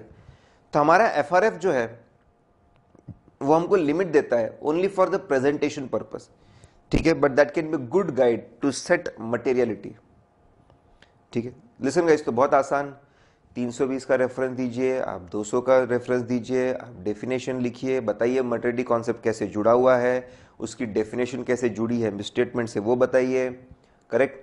वो सब समझाने के बाद आप बताइए इसको जो डिटरमाइन करना होता है, ठीक है, पब्लिक एट लार्ज की जो कॉमन नीड्स है उसको ध्यान में रख के इसको डिटरमाइन किया जाता है। सर्कमस्टांसेस पे डिपेंड करता है, सर्कमस्टांसेस पे डिपेंड करता है, डिपेंड्स ऑन सर्कमस्टांसेस। और फाइनेंशियल रिपोर्टिंग फ्रेमवर्क भी कभी कभी गाइड करता है। अब एक बहुत खास बात जो बच्चों को समझती नहीं है, अजम्पशन अबाउट यूजर्स, यूजर्स की अजम्पशन के बारे में, ठीक है। लिसन गाइस, जब हम लोग बोलते हैं यूजर्स को ध्यान में रख के मटेरियल तय करते, कौन से यूजर्स? फाइनेंशियल स्टेटमेंट्स को बहुत सारे लोग यूज करते हैं, ठीक है, स्टूडेंट्स यूज करते हैं, स्टूडेंट्स में यूज इट, ठीक है, स्टूडेंट्स यूज कर सकते हैं पढ़ने के लिए फाइनेंशियल स्टेटमेंट्स को, प्रोफेसर्स यूज कर सकते हैं पढ़ाने के लिए फाइनेंशियल स्टेटमेंट्स को, ठीक है, प्रेजेंटेशंस के लिए हो सकता है, प्रेजेंटेशंस के लिए यूज हो सकता है, कहीं कहीं पे कॉम्पिटिटर्स यूज कर सकते हैं, बहुत सारे लोग यूज कर सकते हैं। किसको ध्यान में रख के? गवर्नमेंट अथॉरिटी, बहुत सारे, किसको ध्यान में रख के, कौन से यूजर्स को हम ध्यान में रख के मटेरियलिटी सेट करते हैं? वो यूजर्स सबसे पहले जिनके पास में अकाउंटिंग का नॉलेज हो, अकाउंटिंग का नॉलेज हो, जो इस बात को समझते हैं कि फाइनेंशियल इंफॉर्मेशन को किस तरीके से बनाया जाता है, किस तरह के अजम्पशंस लिए जाते हैं, जजमेंट्स लिए जाते हैं, करेक्ट, किस तरीके से मटेरियलिटी कॉन्सेप्ट को यूज किया जाता है। मतलब इंजीनियर अगर फाइनेंशियल स्टेटमेंट कभी पढ़े, उसको ध्यान में रख के हम लोग मटेरियलिटी सेट नहीं करते। वी नीड पीपल, हम ऐसे लोगों को ध्यान में जिनको अकाउंटिंग का नॉलेज है, फाइनेंशियल स्टेटमेंट्स कैसे बनते हैं उसका नॉलेज है, उसका ओवरव्यू है। डिग्री होना जरूरी नहीं है, नॉलेज है, ठीक है, और कैसे जजमेंट्स लेते, कैसे चीजें बनते हैं उसका पूरा नॉलेज है। ऐसे लोग जो हैविंग टेक्निकल नॉलेज। लेकिन ठीक है, तो स्टूडेंट्स अभी नॉलेज ले रहे हैं। इंजीनियर्स हम नहीं बोल सकते उनको टेक्निकल नॉलेज नहीं होता, उनको पता नहीं होता, ठीक है। स्टूडेंट्स भी अभी नॉलेज ले रहे हैं, उनको पूरा नॉलेज नहीं होता, ठीक है। फिर ऐसे लोग जिनको अब एक्सपीरियंस्ड है, इकोनॉमिक कंडीशंस के बारे में, इंडस्ट्री के बारे में पता है उनको। नया नया कोई बंदा जिसको कोई नॉलेज नहीं, उसको ध्यान में रख के हम लोग नहीं सेट करते मटेरियलिटी। और आखिरी में ऐसे लोग जो इकोनॉमिक डिसीजंस लेते, ठीक है। आज प्रोफेसर हूं मैं बोल सकता हूं कि I have knowledge of the accounting का नॉलेज है मेरे पास में, पता है कैसे चीजें बनती है, शायद इंडस्ट्री का भी नॉलेज हो, लेकिन मैं इसके बेस पे कोई इकोनॉमिक डिसीजन नहीं ले रहा हूं। I am not taking any economic decision, I am only doing discussion, correct. तो जो म्यूचुअल फंड वाले हैं, रिसर्च एनालिस्ट है, जो डिसीजन लेते हैं इसके ऊपर, उनको ध्यान में रख के। तो यूजर्स में भी वो यूजर्स जिनको अकाउंटिंग का नॉलेज हो, टेक्निकल नॉलेज हो, जिनको प्रोसेस के बारे में पता हो, कैसे चीजें बनती है, जजमेंट के बारे में पता हो, कैसे उसके बारे में नॉलेज हो, एक्सपीरियंस्ड हो, इंडस्ट्री का, इकोनॉमी का नॉलेज हो, और जो इसके बेसिस पे इकोनॉमिक डिसीजंस लेते हैं। क्वेश्चन 7 है, हमने पहले डिस्कस कर लिया पूरा असर्शन के बारे में, इन डेप्थ इसकी हम लोगों ने चर्चा की। We have seen it before only, ठीक है। नेक्स्ट है टेस्ट ऑफ कंट्रोल्स। बहुत ज्यादा आसान, बहुत सिंपल सा क्वेश्चन है। Question 7B test of controls को लेकर। अब ये जो आंसर है, टेस्ट ऑफ कंट्रोल ऐसे 330 में कवर होता है, तो 330 में तो बहुत ज्यादा दिया है, उसके हिसाब से नहीं है, बहुत ही शॉर्ट में निपटा है उसको, बहुत आसान तरीके से, ठीक है। आप बताएंगे कि ऑडिट प्रोसीजर में we perform test of control, it's one of the very important procedures, ठीक है, because result of this procedure tell us, इसके रिजल्ट्स हमको बताते हैं कि कौन से को कम चेक करना है, किसको ज्यादा चेक करना है। पहले बैकग्राउंड बताइए, फिर test of controls. In test of controls we check internal control systems to understand whether they have a proper design, क्या उनके पास में प्रॉपर डिजाइन है क्या, अच्छा डिजाइन है क्या, जो गलतियों को प्रिवेंट कर पाएगा, डिटेक्ट कर पाएगा, करेक्ट कर पाएगा, and is it operating effectively through out the year, साल भर काम कर रहा है क्या। दो चीजें टेस्ट ऑफ कंट्रोल में हमें चेक करते, क्या इंटरनल कंट्रोल सिस्टम में प्रॉपर डिजाइनिंग हुई है क्या। डिजाइन मतलब क्या प्रॉपर स्टेप्स है, प्रॉपर फॉर्मेट्स, प्रॉपर स्टेप्स होना, प्रॉपर फॉर्मेट्स होना, प्रॉपर प्रोसीजर्स होना, ठीक है, well defined steps and procedures, well defined formats, उसको बोलते हैं डिजाइन, ठीक है। लेकिन डिजाइन होने के बाद एम्प्लॉयज उसको फॉलो कर रहे हैं क्या, ये अलग चीज होती है, अलग चीज होती है, उसको बोलते हैं ऑपरेटिंग इफेक्टिवली। क्या नोट्स में पूरे चार्ट्स और एक्सप्लेनेशन और पूरा कवरेज है क्या, ये एक बात है, वो होने के बाद बच्चे उसको पढ़ रहे हैं क्या, ये दूसरी बात है। तो डिजाइन मतलब क्या बेसिक स्टेप्स, प्रोसीजर्स, फॉर्मेट बनाए गए हैं, एग्जिस्ट करते हैं क्या, और उसके बाद लोग उसको फॉलो करते हैं क्या। फॉर एग्जाम्पल, हमको पता है कि अगर सपोज परचेस करने से पहले, ठीक है, कोई भी परचेस 10 लाख के ऊपर जाता है तो सीनियर मैनेजर का अप्रूवल लगता है, प्रिवेंटिव कंट्रोल्स बोलते हैं इसको। जब गुड्स आते हैं तो एक बंदा उसको काउंट करके रजिस्टर में लगता है, डिटेक्टिव कंट्रोल्स, कुछ गलत है तो वहीं पे डिटेक्ट हो जाएगा। और हर महीने के एंड में फिजिकल वेरिफिकेशन होता है कि कोई भी डिफरेंस आए तो उसको एडजस्ट करे, देखे क्यों आया था, उसको बोलते हैं करेक्टिव कंट्रोल्स। क्या हमारे सिस्टम में ऐसे हम देखेंगे कि क्या ऐसे स्टेप्स, ऐसे फॉर्मेट्स, ऐसे प्रोसीजर्स है to prevent, detect and correct, उसको बोलते हैं चेकिंग डिजाइन। और लोग इसको सही में फॉलो कर रहे हैं कि नहीं, फॉर्मेट है लेकिन लोग इसको फॉलो कर रहे हैं क्या, लोग इसको इंप्लीमेंट कर रहे हैं क्या, उसको बोलते हैं चेकिंग ऑपरेटिंग इफेक्टिवनेस, ठीक है। मतलब लिखा है 10 लाख के ऊपर परचेस गया तो सीनियर मैनेजर का अप्रूवल होता है, लेकिन सही में अप्रूवल लिया जा रहा है क्या, मैनुअल में तो लिखा है, रूल्स में तो लिखा है, इंस्ट्रक्शंस में तो लिखा है, लेकिन लोग फॉलो कर रहे हैं क्या, वो भी हमको चेक करना पड़ता है। दो बातें, हम इसमें इंटरनल कंट्रोल सिस्टम्स के सारे एलिमेंट्स चेक करते हैं, बहुत सारे एलिमेंट्स आते हैं इंटरनल कंट्रोल, वो सारे चेक करते हैं, ठीक है। अभी यहाँ पे डिस्कस नहीं करोगे, उस पर फोकस नहीं। और इसमें one of the very important element आता है कंट्रोल एनवायरनमेंट। कंट्रोल एनवायरनमेंट मतलब what is attitude, ability, awareness, action. Attitude क्या है मैनेजमेंट का इंटरनल कंट्रोल सिस्टम के प्रति, उसको इंपॉर्टेंस देते हैं कि नहीं। एबिलिटी, क्या मैनेजमेंट के पास ऐसे लोग हैं जो इंटरनल कंट्रोल सिस्टम डिजाइन कर सकते हैं, परफॉर्म कर सकते हैं। अवेयरनेस, क्या मैनेजमेंट को पता है कि सिस्टम कहां पे अच्छा है, कहां बुरा है, कहां पे वीकनेस है।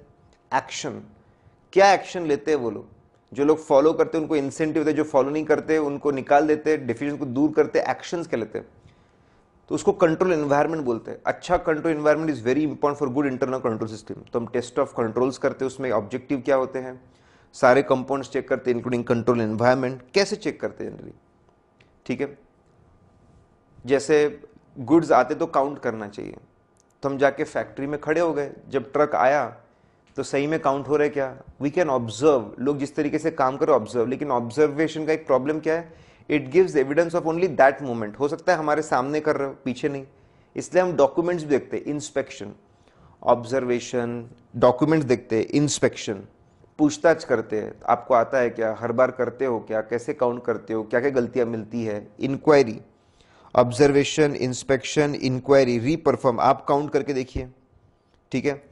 और कंप्यूटराइज्ड, आजकल इंटरनल कंट्रोल्स कंप्यूटराइज्ड भी हो गए, आगे पढ़ने वाले हम लोग, कंप्यूटराइज्ड कंट्रोल्स भी हो गए, तो उसको भी आप चेक करिए।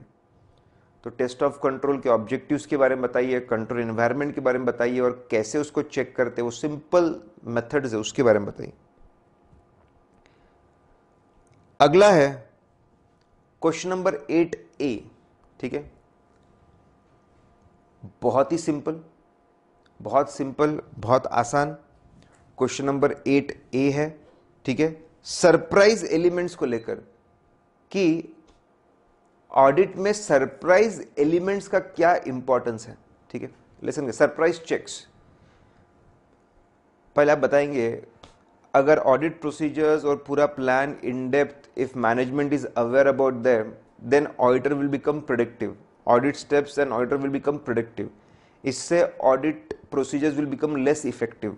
हम अगर प्रेडिक्टिव बन जाएंगे तो हमारी चीजें लेस इफेक्टिव हो जाएगी। People, fraudsters will plan to conceal their misstatements, ठीक है, and to save themself from the auditor. Fraudsters जो है, गलत लोग जो है, वो अच्छी प्लानिंग करके बच सकते हैं, ठीक है। जैसे अगर बॉलर बता देगा कि अगले 6 बॉल कैसे डालने वाला है, तो उस इंफॉर्मेशन को यूज करके पिटाई कर, बैट्समैन तो पूरी पिटाई कर देगा। वैसे ही हम पूरा हमारा डिटेल प्लान प्रोसीजर नहीं बता सकते, बता देंगे तो लेस इफेक्टिव हो जाएगा, लेस इफेक्टिव हो जाएगा, अच्छे से ऑडिट नहीं कर पाएंगे, फ्रॉडस्टर हमको बेवकूफ बना देंगे। इसीलिए surprise element, surprise checks means not to tell client when we are going to check which area, who is going to check, how is going to check, उसको नहीं बताना और डायरेक्ट चेक करना, उसको सरप्राइज चेक्स बोलते हैं। Hence surprise checks are really good, वो हमारे ऑडिट प्रोसीजर्स को बहुत इफेक्टिव बना सकते हैं।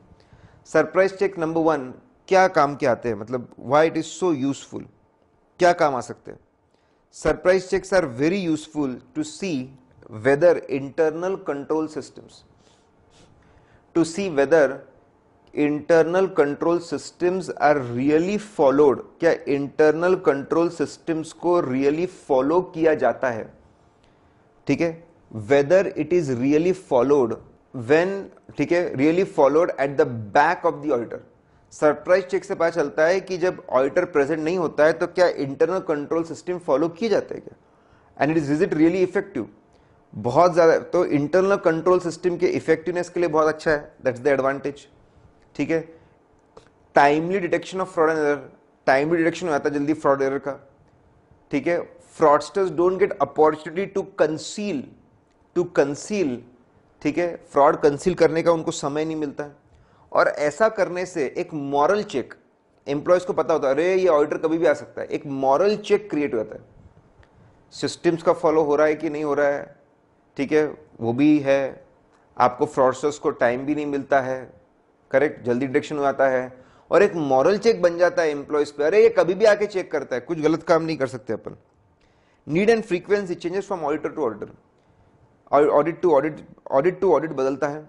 अगर, ठीक है, फ्रॉड के चांसेस बहुत ज़्यादा है, फ्रॉड रिस्क फैक्टर्स है, बहुत ज़्यादा चांसेस है फ्रॉड के, मैनेजमेंट पे भरोसा कम है, फ्रॉड के बहुत ज़्यादा चांसेस है, मैनेजमेंट पे इतना भरोसा नहीं आ रहा है हमको, ठीक है, और कॉम्प्लेक्सिटी बहुत है। तो ऐसे इसमें हम फ्रीक्वेंसी को बढ़ा सकते हैं, we can keep it more and more frequent, ठीक है।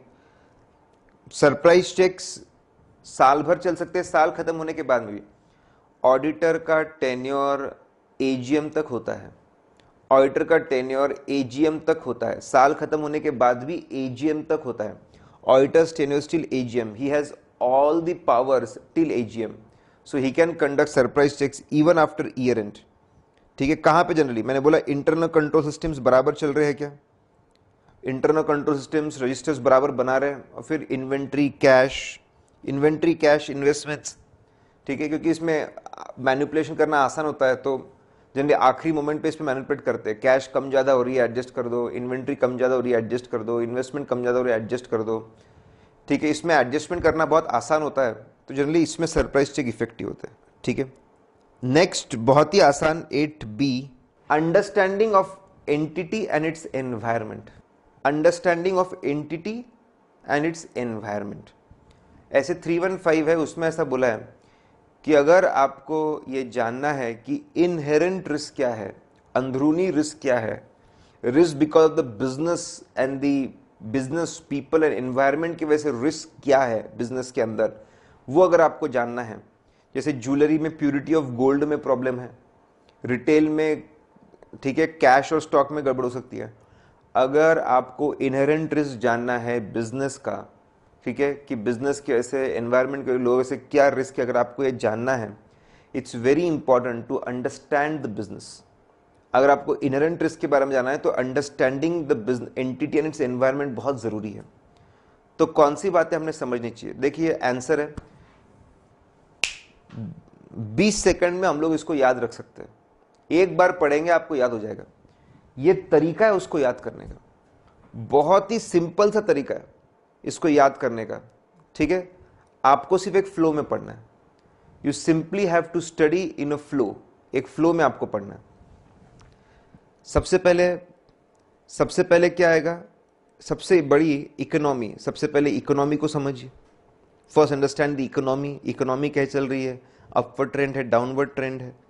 इकोनॉमी के बाद में इंडस्ट्री को समझिए, इंडस्ट्री ओलिगोपोली है, मोनोपोलिस्टिक है, मोनोपोली है, कैसी इंडस्ट्री है, इंडस्ट्री को समझिए। पहले इकोनॉमी का नॉलेज लीजिए, फिर इंडस्ट्री का नॉलेज लीजिए। इंडस्ट्री के नीचे रेगुलेटर आते हैं, रेगुलेटेड है, अनरेगुलेटेड है, रेगुलेटरी रूल्स रेगुलेशंस क्या है उसके बारे में जानिए। रेगुलेटर के नीचे अब कंपनी आए, कंपनी है तो कंपनी के ओनरशिप, कैसी ओनरशिप है, पर्टिकुलर फैमिली के पास है, स्कैटर्ड है, पब्लिक होल्डिंग है, ओनरशिप के बारे में जानिए। ओनरशिप स्ट्रक्चर, गवर्नेंस स्ट्रक्चर्स कितने स्ट्रांग है, ओनर्स कौन है, कैसे गवर्न करते हैं, रेगुलरली मिलते हैं, प्रोफेशनल मैनेजमेंट है नहीं है, ठीक है। फाइनेंसिंग कैसी है, डेट फाइनेंसिंग बहुत ज़्यादा है, इक्विटी फाइनेंसिंग बहुत ज़्यादा है। फाइनेंसिंग के बाद इन्वेस्टमेंट्स का है, इंडिया में इन्वेस्टमेंट बहुत ज़्यादा है, बाहर इन्वेस्टमेंट्स बहुत ज़्यादा है। इन्वेस्टमेंट्स के बारे में आप जानिए, अंडरस्टैंड अबाउट द इन्वेस्टमेंट्स, ठीक है। ऑपरेशन सेंट्रलाइज है, डिसेंट्रलाइज है, ठीक है। ऑपरेशन के नीचे अकाउंटिंग करने के लिए एफआरएफ कौन सा है, एएस है, इंडियस है। Selection application of accounting policy कैसे, अग्रेसिव है, कंजर्वेटिव है। फाइनेंशियल स्टेटमेंट्स कैसे दिख रहे हैं, क्या अंडरस्टैंडिंग मिल रही है फाइनेंशियल स्टेटमेंट से, and are they fulfilling their objectives. Line से सब, पहले इकोनॉमी की बात करो, इकोनॉमी के नीचे इंडस्ट्री की बात करो, बराबर, इंडस्ट्री के नीचे रेगुलेटर की बात करो, रेगुलेटर के नीचे ओनरशिप की बात करो, गवर्नेंस की बात करो, फाइनेंसिंग की बात करो, पैसा आने के बाद में इन्वेस्टमेंट्स की बात करो, ऑपरेशंस की बात करो, करेक्ट, फाइनेंशियल रिपोर्टिंग फ्रेमवर्क की बात करो, सिलेक्शन एप्लीकेशन की बात करो, फाइनेंशियल स्टेटमेंट की बात करो, ऑब्जेक्टिव्स अचीव कर रहे हैं उसकी बात करो। ये सीक्वेंस में अगर आप याद रखेंगे तो फटाफट आपके दिमाग में फिट बैठ जाएगा।